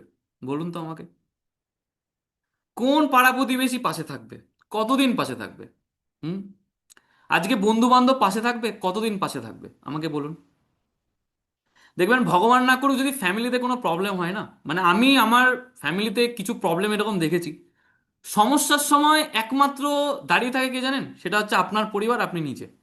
এর বাইরে কেউ ফ্যামিলিতে দাঁড়িয়ে থাকে না। আজকে আমরা সবাই বলি আমাদের পাড়া প্রতিবেশী আত্মীয় স্বজন সবাই ভালো, বাট বিপদের সময় না কেউ পাশে এসে দাঁড়াবে না। কেন দাঁড়াবে না জানেন তো? পাশে এসে দাঁড়ালেই টাকা দিয়ে হেল্প করতে হবে, সেই মানুষটাকে সাহায্য করতে হবে, সেটা কেউ করতে চায় না। বলে একটা মানুষের মূল্য ততক্ষণ যতক্ষণ না তার অ্যাকাউন্টে টাকা আছে। বর্তমানে মানুষের কোনো মূল্য নেই যদি তার কাছে টাকা না থাকে। আজকে আপনার কাছে টাকা আছে, আপনি রাস্তা দিয়ে বেরোলে 10 জন আপনাকে জিজ্ঞেস করবে, দিদি ভাই ভালো আছেন তো, দাদা ভালো আছেন তো, নমস্কার প্রণাম নেবেন। আর যদি ফ্যামিলিতে কোনো ইস্যু হয় না, চেনা মানুষটাও মুখ ঘুরিয়ে চলে যাবে, একবারও ফিরে তাকাবে না, যে ফ্যামিলিতে অসুবিধা, কথা বলা যাবে না। আগে অনেকজন জিজ্ঞেস করবে, বৌদি বাড়িতে কি রান্না হয়েছে, মাছ রান্না করেছো, ডাল রান্না করেছো। ফ্যামিলিতে যদি কোনো ইস্যু হয়, কেউ পাশের বাড়ির থেকে জিজ্ঞেস করবে না বৌদি কি রান্না হয়েছে। যদি আমরা মুখ ফুসকে বলি যে আজকে খাবার দাবার করতে পারিনি, ফ্যামিলিতে এরকম ইস্যু হচ্ছে, কেউ জিজ্ঞেস করবে না। তাহলে আজকে আমাদের পরিবারটা, আজকে আমরা সব থেকে বেশি ভালোবাসি আমাদের পরিবারকে। তো সেখানে আজকে আমাদের সব কিছু ডিপেন্ড করে আছে, সেটা আজকে আমাদের বাবার ওপর, আমাদের হাজবেন্ডের ওপর, এবং যে ইনকাম করছে তার উপর। তো সেখানে একটু জিনিস যদি আমরা ভেবে দেখি না, আজকে মাই লাইফস্টাইল এটা ওটা সব কিছু ছেড়ে দিন, সব কিছু ছেড়ে দিন। শুধু একটা জিনিস বলুন যে আজকে আমাদের অপরিবর্তে আজকে পরিবারটার কি সিচুয়েশন। আমি সিরিয়াসলি বলছি, আমি প্রথম দিন যখন আমি রিসেন্ট আমি যে ঘটনাটার কথা বললাম, এটা যখন আমি শুনি না, আমি ওই রাত্রে না সিরিয়াসলি সারা রাত ঘুমাতে পারিনি। যে এটা সত্যি কত বড় একটা সিরিয়াস কন্ডিশন। মানে আজকে আমার বাবাও বাইরে থাকে, তো আজকে আমি যত ইনকাম করি এখনো কিন্তু ফ্যামিলির আমি অতটা সাথ ধরিনি, পরিবারের সব কিছু করে আমার বাবা। তো আমি ওই স্টোরিটা শুনে আমি এটা খুব ভালো, মানে আমার বেশি রিলেট হয়েছে যে আজকে ভগবান না করুক আজকে আমার বাবার যদি কিছু হয়ে যায় তাহলে কি হবে। হ্যাঁ, তাহলে কি হবে? তাহলে আজকে চাল ডাল নুন তেল খরচা যা কিছু হচ্ছে কি হবে আজকে এই জিনিসগুলো। হ্যাঁ, আজকে আমি যদি নিজের পায়ে না দাঁড়াই তাহলে আমার পরিবারটার কি হবে? আজকে আমার মা আজকে বাইরে গিয়ে কি অন্য কারোর কাছে হাত পাতবে? আজকে আমার বাড়ির লোকটা অন্য কারোর বাড়িতে গিয়ে কি বলবে যে আমাকে অল্প চাল দাও নুন দাও এই দাও ওই দাও, এগুলো কি বলবে? তো সেখানে আমাদের একটা জিনিস সব থেকে বড় করণীয় জিনিস কি জানেন তো? সেটা হচ্ছে যেই মানুষটা ইনকাম করছে সেই মানুষটাকে না সবার আগে নিজেদেরকে সুস্থ রাখতে হবে, সেই মানুষটাকে সব থেকে বেশি সুস্থ রাখতে হবে। আজকে আমি প্রত্যেকটা ছেলে মেয়েদেরকে একটা কথা বলি, আজকে প্রচুর ছেলেমেয়েরা বলে যে স্যার আমি না ব্যবসা করব, আমি কাজ করব, আমি না স্যার মোটিভেশন খুঁজে পাচ্ছি না, আমি কিভাবে কাজ করব, আমার লাইফে কি হবে না হবে। আরে বাবা, লাইফের সব থেকে বড় মোটিভেশন সেটা হচ্ছে আপনার পরিবার। আপনি আপনার পরিবারের জন্য কাজ করুন, আপনি ইনকাম করুন যাতে আপনার পরিবারটা সব থেকে বেশি ভালো থাকে, খারাপ সময়ে যাতে অন্য কারোর কাছে হাত পাততে না হয়, নিজে এতটা সাফিসিয়েন্ট থাকেন না যাতে নিজের জোরে আপনি নিজের পরিবারকে ব্যালেন্স করতে পারেন। এবং দ্বিতীয়ত সব থেকে বড় জিনিস, আজকে হেলথ এমন একটা জিনিস না, দেখুন বলে টাকা মাটি মাটি টাকা, এটা একটা কথা অনেক দিকে সত্যি। কারণটা কেন জানেন? সেটা হচ্ছে যখন ফ্যামিলির কারো কন্ডিশন খারাপ হয়, কোনো একটা প্রবলেম আসে না, তখন আমরা লাখ লাখ কোটি কোটি টাকা খরচা করতে রাজি আছি শুধু সেই ভালোবাসার মানুষটাকে ফিরিয়ে আনার জন্য। কিন্তু তার লাইফে যখন ছোট ছোট প্রবলেমগুলো আসে, আমরা সেই প্রবলেমগুলোতে না নজর দিই না। আমি এই কথাগুলো কেন বলছি? দেখুন, এই কথাগুলো বলার একটা অনেক বড় কারণ, আমরা আমাদের পরিবারের মানুষগুলোর প্রতি না খেয়ালই রাখি না। আজকে অনেক সময় হয়তো আপনার বাড়ির ফ্যামিলির মানুষটা বলছে, এই জানো তো অনেকদিন ধরে না বুকে ব্যথা করছে, ও ঠিক আছে অসুবিধা নেই, ও ঠিক হয়ে যাবে আস্তে আস্তে, একটু গ্যাসের ওষুধ খাও না ঠিক হয়ে যাবে। এই অনেকদিন ধরে না মাথাটা যন্ত্রণা করছে, ও অসুবিধা নেই মেডিসিন খেতে হবে না ঠিক হয়ে যাবে। ওই মেডিসিন কিনতে যে 200 টাকাটা খরচা হবে, ওই 200 টাকাটা হয়তো আমরা অন্য কাজে লাগাবো, বাট মেডিসিন কিনবো না। কারণ কেন, কি দরকার মেডিসিন কেনার? হ্যাঁ, ওই টাকাটা সেভ হবে, ওই টাকাটা ভালো হবে। কিন্তু জানেন তো, যখন ফ্যামিলিতে কোনো বিপদ আসে পড়ে না, তখন সব থেকে বেশি এটা খারাপ লাগে যে ওই টাইমে ওই 200 টাকাটা সেভ করার থেকে সব থেকে বেশি দরকার ছিল ওই মানুষটাকে বাঁচিয়ে রাখা। কারণ একটা কথা বলে, মানুষের মূল্য তখন বোঝা যায় যখন সেই মানুষটা দুনিয়াতে থাকে না। তো আজকে এই জিনিসটা কেন বলা, আজকে আমি আপনি আমরা সবাই সারা দিন পরিশ্রম করছি, সারা দিন খাটাখাটনি করছি একটা কারণে, কেন জানেন? সেটা হচ্ছে নিজেকে ভালো থাকার জন্য, নিজের পরিবারকে ভালো রাখার জন্য, একমাত্র নিজের জন্য, নিজের পরিবারের জন্য। তো প্রথম জিনিস সেটা হচ্ছে ফ্যামিলি সিকিউরিটি। এটার ওপরও সব থেকে বেশি ডিপেন্ড করে আপনার পরিবারের হেলথের ওপর। নিজের পরিবারটাকে সুস্থ রাখতে হবে, নিজের ফ্যামিলিকে ভালো রাখতে হবে, নিজের ফ্যামিলির প্রত্যেকটা মানুষ খেয়াল রাখতে হবে, তাদের কি প্রবলেম হচ্ছে, তাদের কোন মেডিসিনটা খাওয়া উচিত, তাদের কি হেল্প করা উচিত। এই জিনিসটা আমাদের ফ্যামিলি সিকিউরিটির অনেক বড় ডিপেন্ড করে। আমি যখন বিজনেস শুরু করেছি জানেন, তখন আমি বেশি ইনকাম করতাম না। তো তখন আমি যখন প্রথম শুনি যে মাই লাইফস্টাইল একটা খুব ভালো প্রোডাক্ট আছে যার নাম হচ্ছে ওয়েল হার্ট। ওয়েল হার্ট কি করে? হার্টের পাম্পিংটাকে বেটার করে। যদি হার্টে যদি কোনো ব্যাড কোলেস্ট্রল জমে, কোলেস্ট্রলটাকে নষ্ট করে দেয়। হার্ট যদি ব্লকেজ বা কোনো প্রবলেম হয়, সেগুলোকেও নষ্ট করে দেয়। সেটা হচ্ছে ওয়েল হার্ট। ওয়েল হার্টের দাম কত? 525 টাকা। আমি প্রথম যখন বিজনেসটা শুরু করি, আমি আমার বাবাকে 3টে ওয়েল হার্ট খাওয়ালাম, আমি আমার মাকে 3টে ওয়েল হার্ট খাওয়ালাম। কারণ আমার সব থেকে বড় যেটা মনে হয় যে আমার সব থেকে বড় অ্যাসেট, সেটা হচ্ছে আমার বাবা মা। আজকে এই মানুষগুলো আছে বলে আমি এখানে বেঁচে আছি, আজকে এই মানুষগুলোর জন্য আমি সবকিছু করতে পারছি। তো সেখানে বাবা মাকে সেই যে স্টার্ট হলো, আজকে আপনি যদি আমার বাড়িতে আসেন, কখনো আপনি যদি আমার মার সাথে কথা বলেন, বাবার সাথে কথা বলেন, আপনি বুঝতে পারবেন আমার কোম্পানির প্রত্যেকটা প্রোডাক্ট যেগুলো খাইয়ে আমি আমার পরিবারকে ভালো রাখবো, প্রত্যেকটা প্রোডাক্ট আমি ইউজ করাই। আমার মা আজকে ফাইট ট্রেস ইউজ করে, আমার মা আজকে ওয়েল হার্ট ইউজ করে, আমার মা আজকে আরো প্রচুর প্রোডাক্ট লিভেগেন ইউজ করে, অ্যান্টাসিড ইউজ করে, আমার বাবা আজকে স্পিরুলিনা গোল্ড ইউজ করে, আমার বাবা আজকে ওয়েল হার্ট ইউজ করে। আজকে যেটা আমার ফ্যামিলিকে ভালো রাখবে সেগুলো আমরা ইউজ করাচ্ছি।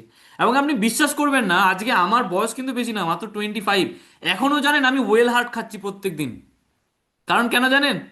হাতে কোনো অসুবিধা হলে ঠিক করে নিতে পারবো, পায়ে অসুবিধা হলে ঠিক করে নিতে পারবো, বাট হার্ট এমন একটা অর্গান, সেটার যদি কোনো প্রবলেম হয়, এর কিন্তু কোনো সলিউশন নেই।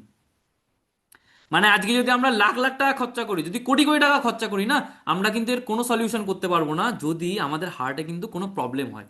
তো সেই জায়গাতে আমাদের সবার একটা জিনিস করা উচিত, সেটা হচ্ছে নিজেদের হেলথের যে প্রবলেমগুলো, এই প্রবলেমগুলোর থেকে কিন্তু নিজেদেরকে ঠিক করতে হবে। নিজেরা যদি হেলথের ইস্যুগুলোকে ঠিক না করি, তাহলে কিন্তু আমাদের শরীরের কন্ডিশন খুব খারাপ হয়ে যাবে। এবং আমি এটা কেন বলছি জানেন তো? এটা বলার পিছনে অনেক বড় একটা লজিক আছে। এর কারণটা হচ্ছে কি, আমি আমার ফ্যামিলির রিসেন্ট একটা জিনিস শেয়ার করি আপনাদের সঙ্গে।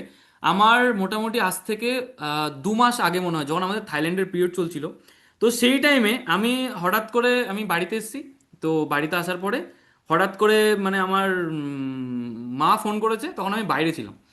তো আমি ফোন করেছে, মা না সেই কিরম করছে, বলছে তুই বাড়িতে, একটা কথা আছে। আমি বলছি কেন, কি হয়েছে? বলছে না না তুই বাড়িতে আয় না, অসুবিধা নেই। এবার আমি বাড়িতে এসেছি, বাড়িতে এসে তখন ক্লোজিং করে এসেছি আমি তখন। তো বাড়িতে এসেছি, মাকে বলছে হ্যাঁ মা কি হয়েছে? তো মা কান্নাকাটি করছে, কান্নাকাটি করে বলছে তোর বাবার না শরীর খারাপ। আমি বলছি কেন, কি হয়েছে? বলছে তোর বাবার না ব্রেন স্ট্রোক করেছে। মানে এই যে একটা ওয়ার্ড, যে বাবার ব্রেন স্ট্রোক করেছে, মানে ওই একটা ওয়ার্ড না মনে হচ্ছে আমার গোটা দুনিয়াকে ভেঙে ফেলেছে। ছোট্ট একটা জিনিস যে বাবার এটা হয়ে গেছে, মানে মানে ব্রেন তখন কাজ করছে না যে কি করব, কি হবে, হঠাৎ করে কি হয়েছে, মানুষটা অত দূরে পড়ে আছে, বাবার কি হবে, ফ্যামিলির কি হবে, কি কন্ডিশন, কি হবে না হবে, মানে ব্রেন তখন কিছুই চলছে না। তো নার্সিংহোমে ভর্তি করানো হয়েছে, এত টাকা লাগবে, এটা ওটা, টাকা পয়সা অ্যারেঞ্জ করেছি, গয়না গাটি এদিক ওদিক করে টাকা পয়সা ম্যানেজ ফ্যানেজ করে বাবাকে পাঠানো হয়েছে, কাকারা ছিল, এটা ছিল ওটা ছিল। মানে ওখানে বাবার চিকিৎসা হচ্ছে, এখানে আমাদের মন খারাপ যে কি হবে না হবে। মানে ওই ওই মুমেন্টটাতে যখন বাবার ওই রকম টাইমে শরীর খারাপ হলো না, তখন সব থেকে বেশি যেটা আমার ফিল হয়েছে, সেটা হচ্ছে না, নিজেকে খুব একাকিত্ব ফিল হচ্ছিল। যে একটা জিনিস মনে হচ্ছিল আজকে হয়তো বাড়ির বট গাছটা হয়তো ভেঙে যাচ্ছে, এটা আমার সব থেকে বেশি ফিল হচ্ছিল। তো ওই টাইমটাতে আমার সব থেকে বেশি এটা মনে হয়েছে যে পরিবারে বট গাছটাকে টিকিয়ে রাখা খুব দরকার। সিরিয়াসলি আমি আগে কিন্তু এই জিনিসটাকে নিয়ে এত কখনো ভাবিনি, ওই দিনটার পর থেকে আমার যেটা মনে হয়েছে। তো ভগবানের আশীর্বাদে বাবার ট্রিটমেন্ট হয়েছে, বাবা খুব ভালো হয়ে গেছে। বাবা ডাক্তারবাবু বলছিল যে আপনার যেটাই হোক, মেন হচ্ছে আপনার হার্টটা স্ট্রং ছিল বলে কিন্তু ভগবানের আশীর্বাদে কোনো অসুবিধা হয়নি। তো সেই দিনকে সিরিয়াসলি বলছি, মন থেকে আমি সব থেকে বেশি থ্যাংক ইউ জানিয়েছি, সেটা হচ্ছে মাই লাইফস্টাইলের প্রোডাক্টকে। যে আজকে হয়তো আমার বাবাকে প্রত্যেক বছরে আমি যদি 3টে করে যদি ওয়েল হার্ট না খাওয়াতাম, আজকে হয়তো আমার বাবা ওইখান থেকে হয়তো ফিরে আসতে পারতো না।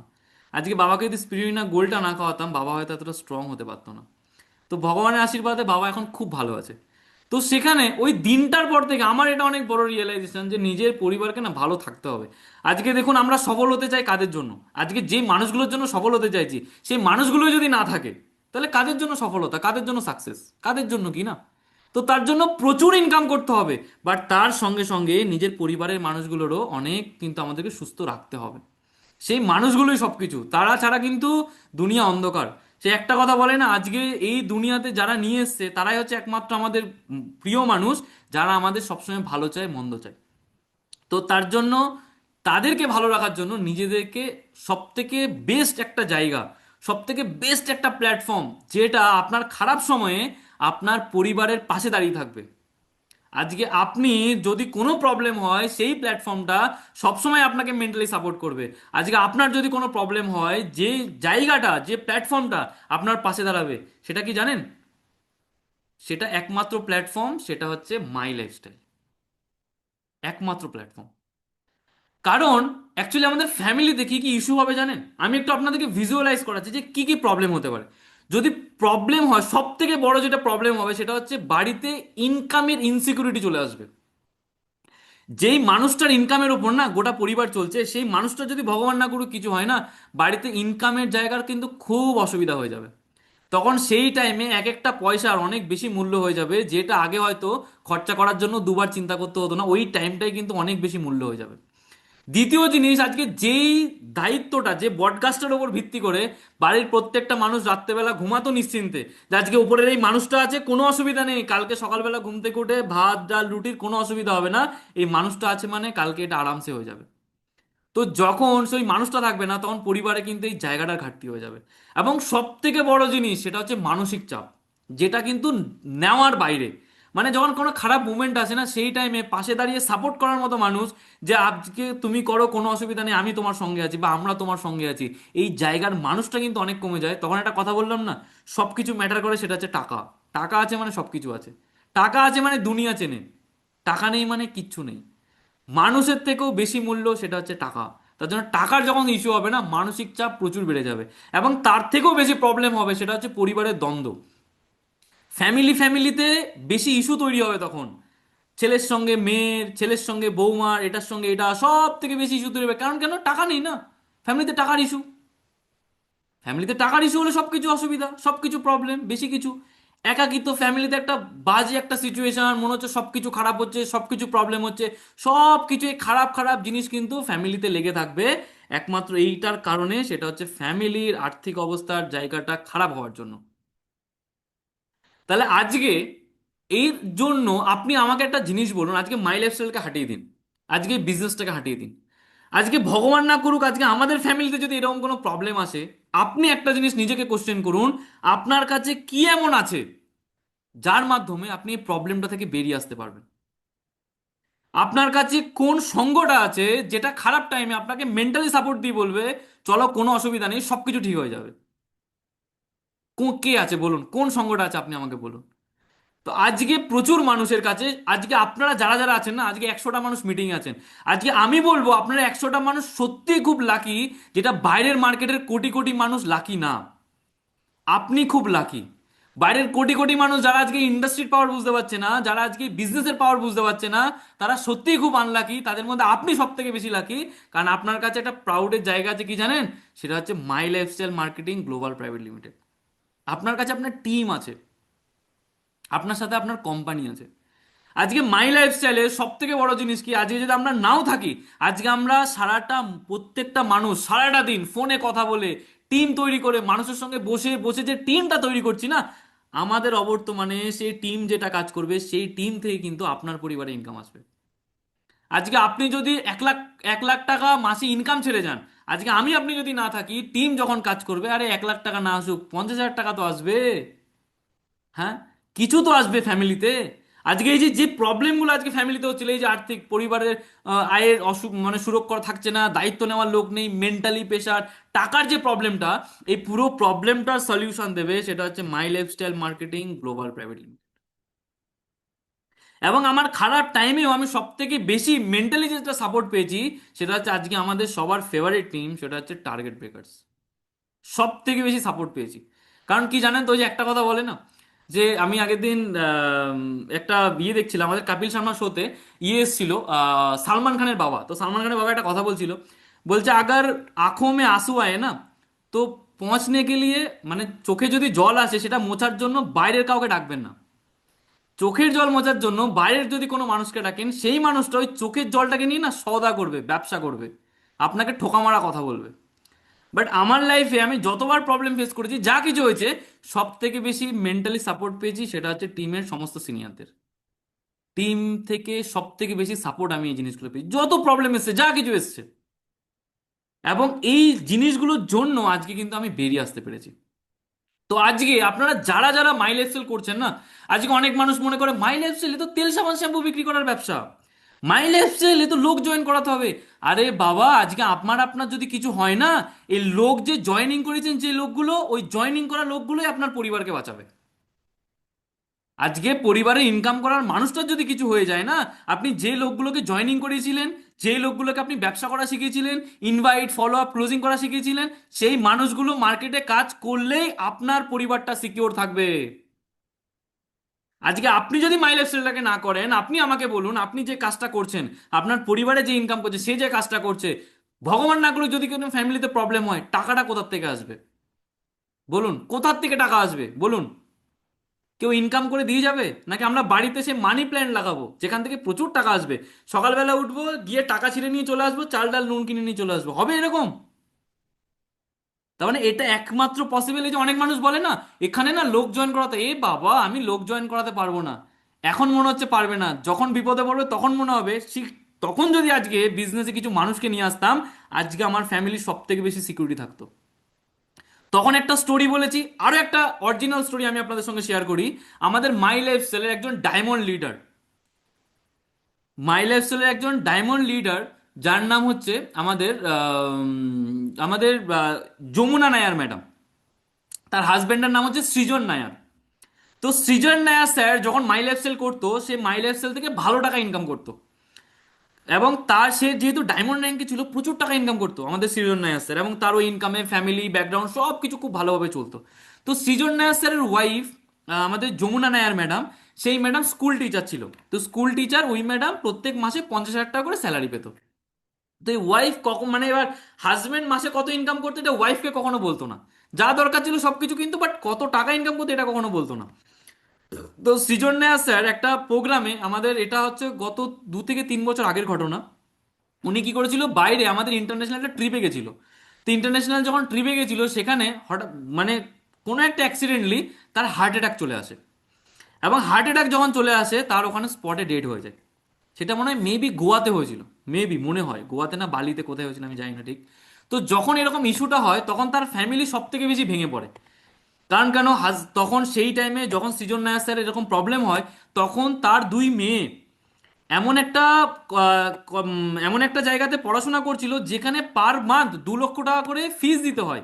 এমন একটা জায়গাতে পড়াশোনা করছিল, 2 লক্ষ টাকা করে ফিস, তার সঙ্গে ফ্যামিলি ব্যাকগ্রাউন্ডে প্রচুর টাকা খরচা। তো সেখানে ওই যমুনা নায়ার ম্যাডাম সব থেকে বেশি টেনশন করছিল, যে আজকে এতগুলো টাকার এখন স্যারের হঠাৎ করে এরকম ইয়ে হয়ে গেল, স্যার হঠাৎ করে নেই। একদিকে তো মেন্টালি ভেঙে পড়েছে, যে স্বামীর এরকম শোকাহত অবস্থা, এরকম কন্ডিশন, তার জন্য ভেঙে পড়েছে।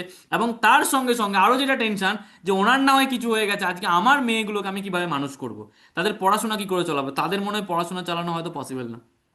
তো ওই সময় আমাদের কোম্পানির, আমাদের অলোক পান্ডে স্যার, আমাদের ভাইস প্রেসিডেন্ট, তো তখন আমাদের অলোক পান্ডে স্যারের ফোন আসে, সেটা হচ্ছে যমুনা নায়ার ম্যাডামের কাছে।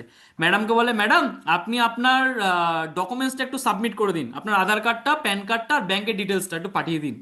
বলছে কেন? বলছে আপনার নমিনি হিসেবে, স্যার নমিনি হিসেবে আপনাকে রেখে গেছিল, তো আপনার ডকুমেন্টসটা পাঠান। তো যমুনা নায়ার ম্যাডাম তখন ডকুমেন্টস পাঠায়। তো ডকুমেন্টস যখন পাঠায়, তার পরের বুধবারে ম্যাডামের অ্যাকাউন্টে টাকা ঢোকে। কত টাকা ঢোকে জানেন? 35 লাখ রুপিস, 35 লক্ষ টাকা। ম্যাডাম ওই টাকাটা প্রথম যখন অ্যাকাউন্টে দেখে না, ম্যাডাম অ্যাকচুয়ালি শর্ট খেয়ে যায়। 35 লক্ষ টাকা মাই লাইফস্টাইলের তরফ থেকে, মানে ব্যাপারটা বুঝলাম না। উনি সাথে সাথে আবার কোম্পানিকে ফোন করেছে, বলছে স্যার আপনারা হয়তো ভুলবশত আমাকে টাকা পাঠিয়ে দিয়েছেন। বলছে না, ভুলবশত পাঠায়নি। বলছে 35 লক্ষ টাকা কোথা থেকে আসলো? আমার স্বামী তো গত 1 মাস কাজই করেনি, টাকা কোথা থেকে আসলো? বলছে ম্যাডাম আপনার স্বামী হয়তো ইনকাম করেনি, বাট আপনার হাজবেন্ডের টিমে এতগুলো আইটিসি আছে, তারা প্রত্যেক মাসে টিমে ব্যবসা করেছে, সেইখান থেকে এই কমিশনটা আপনার হাজবেন্ডের অ্যাকাউন্টে ঢুকেছে, সেটা আপনি পেয়েছেন। এবং এই জিনিসটা শোনার পরে না, সেই দিন থেকে যমুনা নায়ার ম্যাডামের মাই লাইফস্টাইলের প্রতি অনেক বড় একটা ভরসা জন্মে যায়। সত্যি ভগবান ভাগ্য করে এই মানুষটাকে মাই লাইফস্টাইল এনেছিল বলে আজকে খারাপ টাইমেও তার ফ্যামিলিকে সে সাপোর্ট করতে পেরেছে। তো ওই ঘটনার কিছুদিন পরে যমুনা নায়ার ম্যাডাম যে স্কুলে যে চাকরিটা করতো স্কুলের চাকরিটা ছেড়ে দেয়, এবং ছেড়ে আজকে ফুল টাইম আজকে মাই লাইফস্টাইল করছে। এবং সব থেকে বড় গুড নিউজ কি জানেন? ওই সৃজন নায়ার স্যারের যে দুই মেয়েকে আমাদের লন্ডনে, যেখানে আমাদের পালান স্যারের মেয়ে পড়াশোনা করছে, ওই ইউনিভার্সিটিতে ওই দুই মেয়েকে পড়াশোনার জন্য পাঠায়।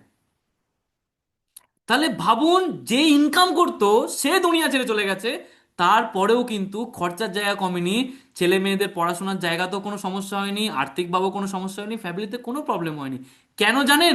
কারণ সৃজন নায়ার স্যার এর জন্যই মাই লাইফস্টাইলটা করেছিল, যদি আমার কিছু হয়ে যায় আজকে আমি এমন একটা টিম তৈরি করছি যেই টিমটা আমার পরিবারকে সিকিউরিটি দেবে। আজকে আমি এমন একটা টিম তৈরি করছি যে টিমটা কাজ করবে, আমি যদি নাও থাকি আমার পরিবার প্রতি মাস গেলে একটা ভালো টাকা ইনকাম পাবে। ওইটা করে গেছিল বলে কিন্তু ফ্যামিলি ফুল সিকিউর। তো আমার কাছে আপনাদের কাছে অনেক বড় একটা কোশ্চেন আমার তরফ থেকে, সেটা হচ্ছে আজকে মাই লাইফস্টাইলের প্রোডাক্ট খুব ভালো, মাই লাইফস্টাইলের প্ল্যান খুব ভালো, আজকে সব থেকে বেস্ট অফ দ্য বেস্ট টিমে আছি আজকে, যেখানে আমরা অনলাইনের মাধ্যমে বাড়িতে বসে ইনকাম করার সুযোগ পাচ্ছি, টার্গেট বেকারস। এত ভালো একটা প্ল্যাটফর্ম, এত ভালো আজকে ইন্ডাস্ট্রি, এত ভালো টিম, তারপরেও যদি আজকে বিজনেস না করি, তারপরেও যদি আজকে আমাদের ফ্যামিলিতে প্রবলেম হয়, তাহলে দোষটা কার? আমাকে একটু বলুন তো। এত কিছুর পরেও যদি আমরা বিজনেসটা সঠিকভাবে না করি, দোষটা কার? প্রবলেমটা কার? আমরা এখনো না বিজনেসটাকে কি মনে করি জানেন তো? তেল সাবান শ্যাম্পু বিক্রির ব্যবসা। এখনো আমরা মনে করি ওই দুটো টুথপেস্ট বিক্রি করতে হবে, তো দুটো করতে হবে, তো এই ব্যবসা। আরে বাবা, এটা তেল সাবান শ্যাম্পুর ব্যবসা না, এটা আপনার পরিবারের সিকিউরিটির ব্যবসা। আপনার পরিবারের মাথার ওপরে একটা বট গাছ তৈরি করার ব্যবসা, সেটা হচ্ছে মাই লাইফস্টাইল। তো আজকে আমরা প্রচুর মানুষ না এই জিনিসটাকে হালকাভাবে নিয়ে নিচ্ছি। প্রচুর মানুষ মনে করছে কি দরকার মাই লাইফস্টাইল করার, মানে আমাদের কাছে সবকিছুর টাইম আছে, আমাদের কাছে রান্না করার টাইম আছে, আমাদের কাছে সাজগুজ করার টাইম আছে, টিকটকে ভিডিও করার টাইম আছে, সব কিছুর টাইম আছে। এবং সব কিছুর টাইম বের করে যদি লাস্টে আধ ঘন্টা বাঁচে, সেটা আমরা মাই লাইফস্টাইলকে দিই। চলো একটু মিটিং অ্যাটেন্ড করি, চলো একটু স্যারদের কথা শুনি, স্যাররা খুব ভালো ভালো কথা বলে, স্যারদের গল্প শুনি। ওরে বাবা, মেন প্রায়োরিটি মাই লাইফস্টাইলকে রাখুন, নিজের জন্য, নিজের পরিবারের জন্য, যাতে ভবিষ্যতে যদি কোনো অসুবিধাও হয় না, মাই লাইফস্টাইলের ইনকামে আপনার পরিবারকে টেনশন করতে হবে না। সব সময় একটা ইয়ে থাকবে, আজকে আমার অপরিবর্তে আমার পরিবারের কাছে একটা কন্টিনিউয়াস টাকা যাওয়ার মতো একটা সোর্স অফ ইনকাম দেবে, সেটা হচ্ছে মাই লাইফস্টাইল। আর টিমকে কন্টিনিউ সাপোর্ট করার মতো আজকে পিলারের মতো দাঁড়িয়ে আছে আজকে মাই লাইফস্টাইলের 5টা টপ লিডার, পঞ্চপাণ্ডব: বিকাশ বিশ্বাস, জয় সাহা, অভিশীল, অর্পণ বোস, অরুণ মণ্ডল। পঞ্চপাণ্ডব দাঁড়িয়ে আছে। আর ভগবান শ্রীকৃষ্ণের মতো দাঁড়িয়ে আছে আমাদের পালান মণ্ডল স্যার। তো যেখানে পঞ্চপাণ্ডব আছে, রথের সারথি ভগবান শ্রীকৃষ্ণ, পালান মণ্ডল আছে, সেখানে কিসের এত টেনশন বলুন তো আপনাদের? হ্যাঁ, তারপরেও কেন ব্যবসা হবে না বলুন তো আমাকে? হ্যাঁ, তাহলে সব থেকে বেশি মাই লাইফস্টাইলটা কেন করা উচিত? সেটা হচ্ছে নিজের পরিবারের সিকিউরিটির জন্য। দেখুন, যতগুলো কথা বললাম আজকের মিটিংটা, সত্যি কথা বলতে না, মিটিংটা না আমি কোনো লাইন রেডি করে বসিনি, সিরিয়াসলি বলছি। আমি যখন স্লাইডটা রেডি করছিলাম, আমার এটা জিনিস ফিল হচ্ছিল যে আজকে আমার এই ফিলিংসটা প্রত্যেকটা ডিস্ট্রিবিউটরের সঙ্গে শেয়ার করা উচিত। আজকে আমরা প্রচুর মানুষেরা না, সিরিয়াসলি বলছি, আমরা বাড়িতে শুয়ে বসে কাটাই, ভিডিও দেখে কাটাই, সব কিছু করে কাটাই, বাট মাই লাইফস্টাইলের পিছনে কোনো টাইম না। নিজের ডিস্ট্রিবিউটারগুলোকে একটু ফোন করে একটু কথা বলবো, ডিস্ট্রিবিউটারদের সাথে প্ল্যানিং করব। অনেক ডিস্ট্রিবিউটার আছে তাদেরকে ফোন করলে পাওয়া যায় না, অনেক ডিস্ট্রিবিউটারকে ফোন করলে পাওয়া যায় না। ওরা হয়তো মনে করে সিনিয়র ফোন করছে, তো টাকার জন্য ফোন করছে, সিনিয়র টাকার জন্য তার জন্য ফোন করছে। আরে বাবা, সিনিয়র টাকার জন্য ফোন করছে না, সিনিয়র আপনার পরিবারের সিকিউরিটির জন্য ফোন করছে। সিনিয়র এর জন্যই ফোন করছে যাতে আপনি ব্যবসাটা করে আপনি আপনার পরিবারকে সিকিউরিটি দিতে পারেন। তো সেই জিনিসটার মূল্য যদি আজকে আমি আপনি না বুঝি না, সব থেকে বেশি পস্তাতে কিন্তু আপনাকেই হবে। এর জন্য পালান স্যার একটা কথা বলে, বলে সময় থাকতে কুয়ো কুড়ে রাখো, যাতে অসময়ে ওই কুয়োর জল তোমাকে জলের তৃষ্ণা মেটায়। এখন ভালো সময়, এখন পরিবার ভালো চলছে, আমরা ভালো আছি, সুস্থ আছি, চলুন না সবাই মিলে ব্যবসাটাকে ভালো করে করি, চলুন না সবাই মিলে মাই লাইফস্টাইলটাকে ভালো করে করি না। কিসের এত ডাউট, কিসের এত কোশ্চেন, আমি তো বুঝি না। হ্যাঁ, তো তার জন্য নিজের ফ্যামিলির জন্য, নিজেদের জন্য ব্যবসাটাকে আমাদের ভালোভাবে করতে হবে। বোঝাতে পারলাম? তো লাস্টে একটাই কথা, সেটা হচ্ছে কি, দেখুন, উই লাভ আওয়ার ফ্যামিলি। আমরা সবাই আমাদের পরিবারকে ভালোবাসি। আপনারা কতটা ভালোবাসেন আমি জানি না, বাট আমি আমার পরিবারকে সব থেকে বেশি ভালোবাসি। আমি আমার বাবাকে ভালোবাসি, মাকে ভালোবাসি, আমার ফ্যামিলিকে ভালোবাসি, অল ফ্যামিলিকে আমি খুব ভালোবাসি। এবং তার জন্য আমি আমার বিজনেসটাকে সিরিয়াসলি করছি। আপনি আমাকে যদি ফোন করেন, আপনি কখনো আমাকে দেখবেন না আমি বাড়িতে বসে আছি বা অন্য কিছু করছি, যাই করছি আমার একটাই ব্রেনে চলছে, সেটা হচ্ছে মাই লাইফস্টাইল, মাই লাইফস্টাইল, মাই লাইফস্টাইল।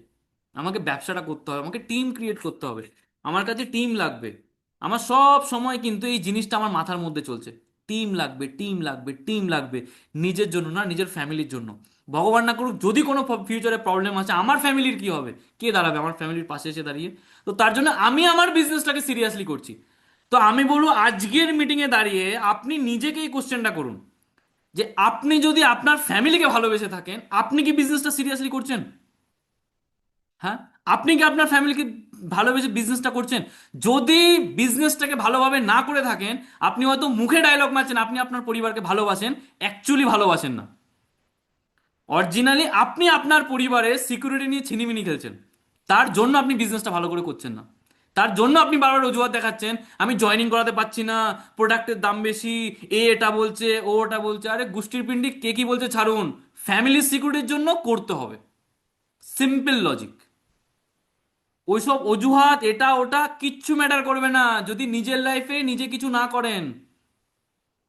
আজকে প্রচুর আমরা দেখবেন এলাকাতে এরকম এক্সাম্পল দেখি, তারা সবসময় এই জিনিসটা বলে, অমুকের বাবার না একটা টাইমে প্রচুর টাকা ছিল, জমিদার বংশের ছেলে ছিল ওরা।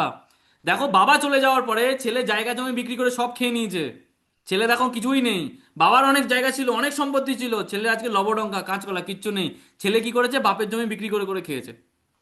তো সেখানে আজকে নিজেরা ভালোভাবে ইনকাম করে নিজের বাবার পাশে একটা যদি অ্যাসেট হয়ে দাঁড়াতে পারেন, একটা নিজের বংশের একটা উত্তরসূরি হয়ে দাঁড়াতে পারেন, আপনার বংশের লোকও কিন্তু আপনাকে নিয়ে প্রাউড ফিল করবে যে অমুকের পরিবারের অসুবিধা হওয়ার পরেও সে আজকে নিজের পরিবারকে ধরে রেখেছে। তো এখানে চয়েসটা নিজের কাছে, আমরা কি চুজ করছি লাইফে।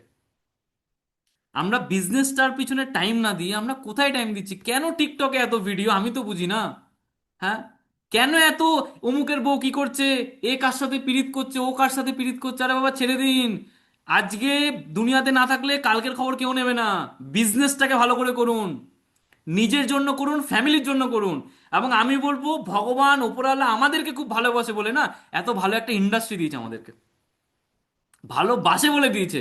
আপনি নিশ্চয়ই গত জন্মে না কিছু পুণ্য করে এসেছেন, তার জন্য আপনি মাই লাইফস্টাইল পেয়েছেন। এবং আপনি গত 7 জন্ম পূর্ণ করে এসেছেন বলে আপনি মাই লাইফস্টাইলের মধ্যে একটা টিম পেয়েছেন, সিরিয়াসলি বলছি। এবং আপনার ভাগ্যটা খুব ভালো বলে আপনি পালান মণ্ডলের মধ্যে একটা সিনিয়র পেয়েছেন, সিরিয়াস বলছি। তো সেই জায়গাতে বিজনেসটাকে ভালো করে করতে হবে, সিম্পল, আর কিচ্ছু দরকার নেই। আজকে পুরো সেশনটার লজিক একটা, সেটা হচ্ছে বিজনেসটাকে ভালো করে করুন, নিজের জন্য করুন, নিজের পরিবারের জন্য করুন, কারোর দরকার নেই কোন সিনিয়র কি করছে, কার ক্রস লাইন কি করছে, কে কার সাথে প্রেম করছে, কে কার সাথে পীড়িত করছে, কার টিমে সুন্দর মেয়ে জয়েন করেছে, সব ছেড়ে দিন লাইফে। 3টে বছর নিজের জন্য খাটুন, সিরিয়াসলি বলছি। আপনার পরিবারের মানুষ না যখন আপনাকে নিয়ে প্রাউড ফিল করে আপনার অন্য কোনো আত্মীয়কে কথা বলবে না, সিরিয়াসলি বলছি, এর থেকে বেশি প্রাউড মুমেন্ট কিচ্ছু হয় না, সিরিয়াসলি বলছি। আজকে যারা ইয়াং ছেলেরা আছে, যাদের জীবনের স্বপ্ন একটা গাড়ি কিনবে, আমি সবাইকে বলছি, যেই দিনকে শোরুমে গিয়ে গাড়িটা কিনতে যাবেন না, সেই দিনের সকালটা আমি বলবো পারলে না ব্লগ করে রাখবেন, মানে একটা ভিডিওতে ক্যাপচার করে রাখবেন। ওই যে সকালবেলা বাড়ির যে আনন্দটা, মা রেডি হচ্ছে, এই চল চল চল তাড়াতাড়ি গাড়ি কিনতে যাবো, বাবা বলছে এই চল চল চল এই শার্টটা পরে যাবো, তোদের স্যাররা আসবে, দেখতে ভালো লাগবে তো, ছবি উঠবে তো, ভালো ভালো ভিডিও আসবে তো, এই যে লাইনগুলো, বুঝতে পারলেন? গাড়িতে করে যখন শোরুমে যাবেন না, শোরুমে যেতে যেতে কনভারসেশন, যে আজকে আমার ছেলেটা গাড়ি কিনছে, অমুক আত্মীয়কে ফোন করছে, তমুক আত্মীয়কে ফোন করছে, গাড়িটা কেনার সময় এই যে ফিলিংসটা, এই মজাটা ফ্যামিলিকে দিন। ব্যবসাটা তার জন্য করতে হবে। আজকে আপনি যদি বিবাহিত হয়ে থাকেন, আজকে বিজনেসটা ভালো করে করুন নিজের ওয়াইফের মুখে হাসি ফোটানোর জন্য। আরে আপনার ওপরে ভরসা করে যেই মেয়েটা নিজের সংসার ছেড়ে চলে এসছে, সেই মেয়েটার স্বপ্ন পূরণের দায়িত্ব তো আপনার না? তো বিজনেসটা আপনি এমন করে করুন না যাতে আপনার বউ প্রাউড ফিল করে তার বংশের সবাইকে বলতে পারে, আরে আমি ভাগ্য করে একটা ভালো বর পেয়েছি। আমার বংশে বাকিরা যাই করুক, আমার বরের মতো বর হয় না। এই লাইনটা প্রাউডলি বলুক না, এই লাইনটা যদি প্রাউডলি বলতে পারে, তার মানে আপনি বুঝবেন যে আমি ভাগ্য করে এই জায়গাতে জন্মেছি। আপনি অ্যাজ এ হাউস ওয়াইফ আপনি এই জিনিসটা ফিল করুন না, আমি ভালো করে ইনকাম করে আমি আমার বরকে একটা ভালো গাড়ি গিফট করব, 4 চাকা ছেড়ে দিন, একটা বাইক গিফট করব। আমি আমার বরকে ইনকাম করে ভালো জায়গাতে ঘুরতে নিয়ে যাব। স্বপ্ন দেখুন না। আরে আপনার বড় যদি বাড়িতে এই কথাটা বলে, আমি ভগবান ভাগ্য করে একটা লক্ষ্মী মন্ত্র বউ পেয়েছি, অন্যের বউ যাই হোক আমার বউয়ের মতো বউ হয় না, এই লাইনটাও যদি শোনেন এর মধ্যেও কিন্তু আলাদা একটা ফিলিংস আছে, সিরিয়াসলি বলছি। তো বিজনেসটা কারোর জন্য না, বিজনেসটা নিজের জন্য। অজুহাত ছাড়ুন, এটা ছাড়ুন ওটা ছাড়ুন, সব কিছু ছেড়ে দিন, দিন রাত জান প্রাণ লাগিয়ে দিন, গত 3 থেকে 5টা বছর 3টে বছর জীবন দিয়ে দিন নিজের ফ্যামিলির জন্য, নিজের জন্য, বিজনেসটার জন্য। আলটিমেট পড়ে থাকবে সেটা হচ্ছে আপনার সাকসেস, সেটা হচ্ছে আপনার সফলতা। কথাটা বোঝা গেল? তো আজকের সেশনটা তো অনেক কিছু আলোচনা করলাম, আমি স্ক্রিন শেয়ারটা অফ করে দিই। হুম।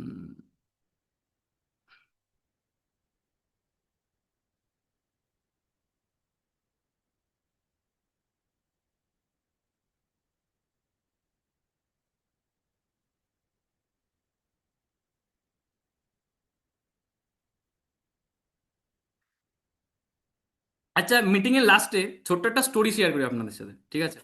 দেখুন, অ্যাকচুয়ালি মিটিংটাতে আমি এর জন্য এরকম একদম করিনি, এত কিছু এর জন্য বলিনি যাতে আপনাদেরকে ইমোশনাল ফিল করাতে পারি, এটা করাতে পারি, এর জন্য করিনি। কিন্তু মিটিংটা করার একটা লজিক, সেটা হচ্ছে আমরা যে ভুলটা করছি না, সেই সেই জিনিসটা নিজেদের একবার নিজের চোখে দেখা উচিত। কথাটা বুঝতে পারলেন? তার জন্য করা। একটা ছোট্ট স্টোরি শেয়ার করি লাস্টে, ঠিক আছে? লাস্টে স্টোরি শেয়ার করার পরে তারপরে আপনাদের কাছে আসছি, ঠিক আছে? কারণ আগের দিন আগের মিটিং একটা স্টোরি বলতে পারিনি, আমাদের রানী ম্যাডাম বলেছিল স্যার একটা স্টোরি বলা হয়নি। তো আজকের মিটিংয়ে লাস্টে একটা ছোট্ট স্টোরি শেয়ার করি, ঠিক আছে?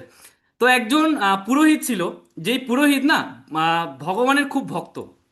মানে সেই পুরোহিত প্রত্যেকদিন সকালবেলা ঘুম থেকে উঠে স্নান টান করে শিব ঠাকুরের মন্দিরে যায়, শিব ঠাকুরের মন্দিরে গিয়ে শিব ঠাকুরকে স্নান করায় দুধ দিয়ে দিয়ে, সেই ভগবানকে ফুল টুল দিয়ে সুন্দর করে পুজো করে, পুজো করে ভগবানকে প্রসাদ দেয়, তারপরে সেই প্রসাদটা সে নিজে খায়। মানে যতক্ষণ না ঠাকুরকে কিছু দেবে ততক্ষণ সে কিছু আহার করে না, কিছু খায় না। এবং তার ভগবানের উপর গভীর বিশ্বাস যে ভগবান তাকে খুব ভালোবাসে, এবং সে মনে করে যে ভগবানের সব থেকে প্রিয় ভক্ত সেটা হচ্ছে সেই পুরোহিত, সে নিজেকে সবসময় এটা ফিল করে। তো এই জিনিসটার জন্য সে খুব ভালোভাবে চলছে তার জীবনটা। তো একদিন খবরের মধ্যে এটা বলছে যে গ্রামে না প্রচুর পরিমাণে বৃষ্টি হতে চলেছে, মানে টানা 1 মাস ধরে নাকি কন্টিনিউ বৃষ্টি হবে এমন ওয়েদার এসছে। তো এটা শুনে তো সবাই টেনশন করছে যে বৃষ্টি হবে, বন্যা হবে, তাহলে কি হবে, কোথায় থাকবো, কি হবে, অনেক কিছু অনেক কিছু ব্যাপার, সবাই টেনশন করছে।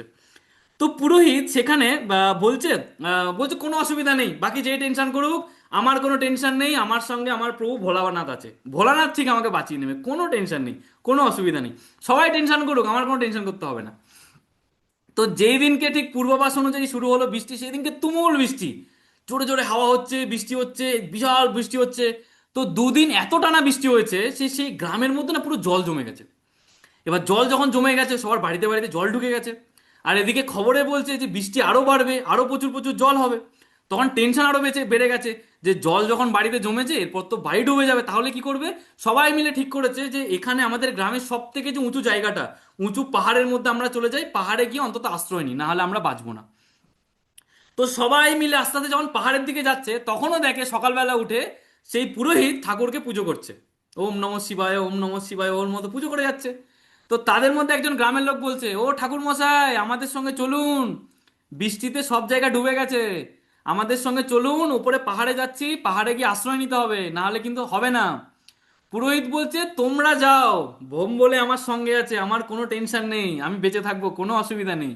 বলছে না চলো আমার সাথে, না না তোমরা যাও, আমি ঠিক আছি। বলে ওরা সবাই ওপরে চলে গেছে, ও ওখানে মন্দিরে ভগবানকে পুজো করে যাচ্ছে। এভাবে আরো 2 দিন প্রচুর বৃষ্টি, আর 2 দিনে এত পরিমাণে বৃষ্টি হলো আস্তে আস্তে মন্দিরের মধ্যেও জল ঢোকা শুরু হয়ে গেল। এবার জল ঢুকে যাচ্ছে, এ তো তাও ভগবানের ওপর ভরসা করে বসে আছে, ভগবান কোনো অসুবিধা নেই, ভগবান আমাকে বাঁচিয়ে নেবে। তো তখন আরো একজন মানুষ দৌড়াতে দৌড়াতে আসছে, এসে বলছে ও ঠাকুর মশাই, পাহাড়ে চলুন, বাঁচতে হবে, নাহলে কি করে হবে, পাহাড়ে চলুন। বলছে না না, এসব টেনশন করো না, ভোম বলে আছে, ভোলা বাবা আমাকে বাঁচিয়ে নেবে, তোমার কোনো টেনশন করতে হবে না, বাবা আছে আমার সাথে। বলছে ওরে বাবা চলুন, নাহলে আপনি বাঁচবেন না। আরে তুমি ছাড়ো তো, তোমরা কাপুরুষ, তোমরা জানো না, তোমাদের পুরুষত্ব বলে কিছু নেই, ভগবান ঠিক বাঁচিয়ে নেবে, বিশ্বাস করো আমার ওপর। তো বলে ওই লোক চলে গেল। আর এ তো হচ্ছে, আরো একদিন পরে মন্দিরের ভেতরে জল ঢুকে গেল। এবার মন্দিরে যখন জল ঢুকেছে, পুরোহিত মশাই কি করবে? পুরোহিত মশাই আস্তে আস্তে মন্দিরের চূড়ায় ওঠা শুরু করলো, মানে চূড়ার ওপরে উঠে বসে আছে। তুমুল বৃষ্টি, তাও ওর ইচ্ছা বোম বলে আসবে, একদম গলায় শিফট মানে সাপ টাপ নিয়ে এসে ভগবান ওকে বাঁচিয়ে নেবে, খুব বিশ্বাস, দৃঢ় বিশ্বাস। আস্তে আস্তে আস্তে আস্তে জল উঠতে উঠতে মন্দিরের চূড়া পর্যন্ত উঠে গেছে, পুরোহিত মশাই মন্দিরের চূড়ায় বসে আছে। তো তখন আরো একজন বোর্ড নিয়ে এসছে, বোর্ড নিয়ে এসে বলছে ও ঠাকুর মশাই, আপনি চলুন, বোর্ডে উঠুন, বোর্ডে উঠে চলুন, বাঁচতে হবে আপনাকে। ও বলছে আরে তুমি ছাড়ো তো বাবা, ভোম বলে আসবে, ভোলা বাবা আমাকে বাঁচিয়ে নেবে, তুমি টেনশন করো না, অত চাপ নিচ্ছ কেন, তোমাদের এত ভয় কিসের, হ্যাঁ মরে যাওয়ার এত ভয় কিসের, ঠাকুর আছে তো বাঁচিয়ে নেবে। জন্ম থেকে আমি ভগবানকে প্রসাদ দিয়ে যাচ্ছি, ঠাকুরকে ইয়ে করে যাচ্ছি, ঠাকুর আমাকে ঠিক বাঁচিয়ে নেবে, ঠিক আছে। এবার এই করতে করতে আস্তে আস্তে মন্দিরে ডুবে গেল। মন্দির যখন ডুবে গেছে, ও তো ভাসছে। এবার হেলিকপ্টারে করে ওপর থেকে লোক নামছে, মানে পুলিশ এসছে ওকে বাঁচানোর জন্য। পুলিশ দড়ি ধরে নামছে, নিয়ে বলছে ঠাকুর মশাই হাত দিন, আপনাকে বাঁচাতে হবে। ও বলছে ধুর তুমি যাও, ভোম বলে আসবে, ভোম বলে আমাকে বাঁচিয়ে নেবে। ও বলছে আরে পাগল, আপনাকে হাত দিতে বলছে, আপনি হাতটা দিন, বাঁচতে হবে, আপনি বাঁচবেন না, গোটা গ্রাম ডুবে গেছে। বলে আরে ধুর মশাই, তোমরা যাও তো, ভোম বলে আমাকে বাঁচিয়ে নেবে। তারপরে এমন বৃষ্টি হলো, এবার পুরোহিত মশাই গেল মরে, মারা গেল। মারা যখন গেল, পুরোহিত মশাই গেল স্বর্গে। স্বর্গে গিয়ে পুরোহিত মশাই তো বিরাট রাগ, হ্যাঁ আমি আমার জন্ম থেকে বোম্বলের জন্য এত পুজো দিলাম, এত প্রসাদ করলাম, এত কিছু করলাম, জীবনে আমি মানে খাইনি ঠাকুরকে না দিয়ে, আপনার জন্য এত কিছু করলাম, তুমি একবার আমাকে বাঁচাতে আসলে না। বিশাল রাগ হয়ে গেছে। তো ওই পুরোহিত মশাই কি করেছে, নারদ মুনিকে সঙ্গে করে গেছে মানে ভোলানাথের কাছে। ভোলানাথের উপর অনেক বড় অভিযোগ, সারাটা জীবন আমি উৎসর্গ করে দিলাম, তুমি আমাকে বাঁচালে না। গেছে ভোলানাথের কাছে, গিয়ে একদম রেগে বোম হয়ে গেছে। হ্যাঁ এত রাগ কি সে মরেই গেল, তার জীবনে বাঁচতেই পারলো না ভোলানাথের জন্য। গিয়ে বলছে ভোলানাথ, হ্যাঁ তুমি হচ্ছে কাপুরুষ, তোমার উপর বিশ্বাস করাটাই ঠিক না, তুমি আমাকে বাঁচাতে আসলে না। হ্যাঁ তোমার শিষ্যটা যে মরে যাচ্ছিল, একবার বাঁচাতে তো হতো তোমাকে, হ্যাঁ আমি কতবার তোমাকে ডাকলাম, তুমি আসলে না আমাকে। তখন শিব ঠাকুর বলছে ওরে পাগল, তোকে তো আমি বাঁচাতে গেছিলাম, তুই তো আমাকে চিনতে পারিসনি। হ্যাঁ কোথায় এসেছিলে তুমি, আমি সারাটা দিন চোখ খুলে তাকিয়েছিলাম যে ভোলে বাবা কখন আসবে, ভোলে বাবা আমাকে বাঁচাবে। হ্যাঁ তো তুমি আসোনি কেন? বলছে আমি তোকে 4বার বাঁচাতে গেছি, তুই আমার কথা শুনিসনি। বলছে কোথায় বাঁচাতে গেছো? বলে কেন, প্রথম যেদিনকে বৃষ্টি হচ্ছিল, আমি একটা গ্রামের মানুষ হয়ে তোকে আমি বাঁচাতে যাইনি? তোকে আমি বলিনি এই পুরোহিত ঠাকুর মশাই আমার সঙ্গে চলুন, আমি যখন বলতে গেছিলাম তুই তো তাড়িয়ে দিয়েছিলি। বলছে হ্যাঁ তো তাড়িয়ে দিয়েছিলাম, ওসব গ্রামগঞ্জের লোকের কথা আমি শুনি না। বলছে পরের বারে যখন আরো জল ঢুকে গেছে, আমি আরো একটা লোক পাঠিয়েছিলাম, তুই ওই লোকটাকেও তাড়িয়ে দিলি। তারপর যখন তুই মন্দিরের ওপর উঠে গেলি, তখন আমি বোর্ড পাঠালাম তোকে নেওয়ার জন্য, বোর্ড যখন পাঠালাম তুই বোর্ডওয়ালাকেও তাড়িয়ে দিলি, তুই এত পাগল। এবং তারপরে যখন শুনলি না, তোকে দেখ আমি কত ভালোবাসি, আমি 4 নম্বর বারে আবার উপর থেকে পুলিশ নামিয়েছি হেলিকপ্টারে করে, যাতে তুই বাঁচতে পারিস, তুই তাকেও দূর থেকে তাড়িয়ে দিলি। তাহলে তোকে তো 4বার আমি বাঁচার সুযোগ দিলাম, তাহলে তুই কেন বাঁচলি না? বলছে 4বার তো লোক এসেছিল, তুমি তো আসোনি। হ্যাঁ তুমি সেই ত্রিশূলটা নিয়ে, গলায় বড় সাপ নিয়ে, মালা ফালা পরে, আমি ভাবলাম তুমি আসবা, তো তুমি আসোনি কেন? বলছে হ্যাঁ সবকিছু তো আমি করব, আমি যদি সবকিছু করি মানুষজনকে কি করতে রেখেছি, হ্যাঁ? বলে আমি কোনো কিছু করি না, আমি তোকে বাঁচানোর জন্য অনেক লোক পাঠিয়েছিলাম, আমি স্বয়ং যাবো তোকে বাঁচাতে? হ্যাঁ আমার কি কাজকর্ম কিছু নেই? তো যাদেরকে পাঠিয়েছিলাম তাদের কথা কেন শুনিসনি? তুই কথা শুনিসনি বলে তুই মরেছিস। তো আমার কথা হচ্ছে, আজকে পুরোহিতের মতো আমরা যাতে ভুল না করি, বোঝা গেল? আজকে আমরা সবাই লাইফে ভালো একটা ইনকাম করতে চাই, তার জন্য আপনারা কোথাও না কোথাও ফেসবুকে ভিডিও দেখেছেন, দেখে আমাদেরকে মেসেজ করেছেন যে স্যার বা ম্যাডাম আমি ইনকাম করতে চাই। কোনো না কোনো সিনিয়র আপনাকে ফোন করে বিজনেসটা বুঝিয়েছে, আপনি বিজনেসটা শুরু করেছেন, আপনি কনসালটেন্ট হয়েছেন, আপনি বিজনেস করছেন না, বারবার সিনিয়র ফোন করছে, এই ম্যাডাম কেন করছেন না, ভালো করে কাজ করুন। স্যার বলছে এই কেন করছেন না, ভালো করে কাজ করুন। আপনি বলছেন ধুর স্যার কি বলছে, ভাড় মেয়ে যায়, চলো আমি একটু রিল দেখি, একটু টিকটক ভিডিও দেখি। বোঝা গেল? মিটিংয়ে যখন আসছেন সিনিয়ররা বলছে এই স্যার ভালো করে কাজ করুন, ম্যাডাম ভালো করে কাজ করুন। ধুর স্যার তো জ্ঞান দিতেই থাকে, স্যারের কথা শুনে কি হবে, আমি আমার মতো থাকি। একটা টাইমে সিনিয়র যখন আপনাকে ছেড়ে দেবে, যে ধুর এর দিয়ে কিছু হবে না, এ শেষ, এ খাতাম। এবং আপনি যখন খারাপ সিচুয়েশনে পড়বেন তখন আপনিও কিন্তু ভগবানকে ডাকুন, আল্লাহকে ডাকুন, কেউ আপনাকে বাঁচাতে আসবে না। তো আজকে আপনাকে সব সময় কন্টিনিউ ঠাকুর মনে করুন, দেবদূত হিসেবে প্রত্যেকটা সিনিয়রকে আপনার কাছে ফোন করাচ্ছে, আপনাকে সাপোর্ট করাচ্ছে, ট্রেনিং মিটিং নেওয়াচ্ছে আপনাকে বাঁচানোর জন্য। প্রত্যেক দিন ভগবান বা আল্লাহ আপনার কাছে পাঠাচ্ছে কেন? আপনাদেরকে বাঁচানোর জন্য। বিজনেসের যাতে তৈরি হয়ে আপনি ব্যবসাটায় কিছু করে নিজেকে ঠিক করতে পারেন, নিজের স্বপ্নগুলোকে পূরণ করতে পারেন। আমি আপনি যদি ভগবান বা আল্লাহর ওই ব্যাপারটা না বুঝে আমরা তাদেরকে বাদ দিয়ে দিচ্ছি, মানে না, তার মানে আপনিও স্বর্গে গিয়ে যতই লাফালাফি করুন, ঠাকুর কিন্তু আপনার কথা শুনবে না। বোঝা গেল? আপনি যতই আল্লাহকে বলুন, আল্লাহ কিন্তু আপনার কথা শুনবে না। কারণ আপনি ভগবান বা আল্লাহ, আপনি যাকেই বিশ্বাস করেন, তাকে বিশ্বাস করেন বলে তারা আপনাকে এত সুন্দর একটা ইন্ডাস্ট্রি দিয়েছে। আপনি তাদেরকে বিশ্বাস করেছেন, তাদেরকে মন থেকে ডেকেছেন বলে আপনি এত ভালো একটা টিম পেয়েছেন। আপনি বিজনেসটার জন্য মন থেকে চেয়েছিলেন বলে, আপনার মনে ইচ্ছা ছিল বলে আপনাকে এত ভালো একটা সিনিয়র দিয়েছে। তারপরেও যদি আপনি না করেন তাহলে পুরোহিতের মতো হবে। বুঝতে পারলেন তো? মানে আপনি মনে করছেন একদিন আপনি চোখ বন্ধ করে ঘুমাবেন, আপনার পছন্দের ঠাকুর আসবে, 1 বস্তা টাকা আপনার খাটের পাশে রেখে দেবে, ঠিক আছে? তো ওইটা জীবনে হবে না। সেই মাঝখানে একটা রিল খুব ভাইরাল হচ্ছিল, বুঝলেন তো, আল্লাহ 1 বস্তা টাকা দে, ফেল আল্লাহ আমার উপরে, ফেল 1 বস্তা টাকা। ওই 1 বস্তা টাকা জীবনে আসবে না। বুঝতে পারলেন তো? ওই টাকাটা আনার জন্য আমাকে আপনাকে পরিশ্রম করতে হবে। 1 বস্তা টাকা যদি ওইভাবে চলে আসতো, আমি আপনাদের জন্য বসে বিকেল থেকে 3 ঘন্টা ধরে বসে বসে স্লাইড বানাতাম না। আমি বিকেল 4টে থেকে বসে বসে স্লাইড বানাচ্ছি। কেন বানাচ্ছি জানেন? আপনাদের জন্য। কেন বানাচ্ছি? যাতে আপনারা তৈরি হতে পারেন। তো সেখানে এইগুলো বানানো হচ্ছে মানে কি, আপনি মনে করুন ওপরে যে মানুষটা বসে আছে সে আমার মাধ্যমে বা আপনার সিনিয়রের মাধ্যমে আপনাকে তৈরি করানোর চেষ্টা করছে। এইটাকে আপনি মিস ইউজ করছেন, মানে অ্যাকচুয়ালি কিন্তু কোথাও না কোথাও প্রবলেমটা নিজে তৈরি হবে।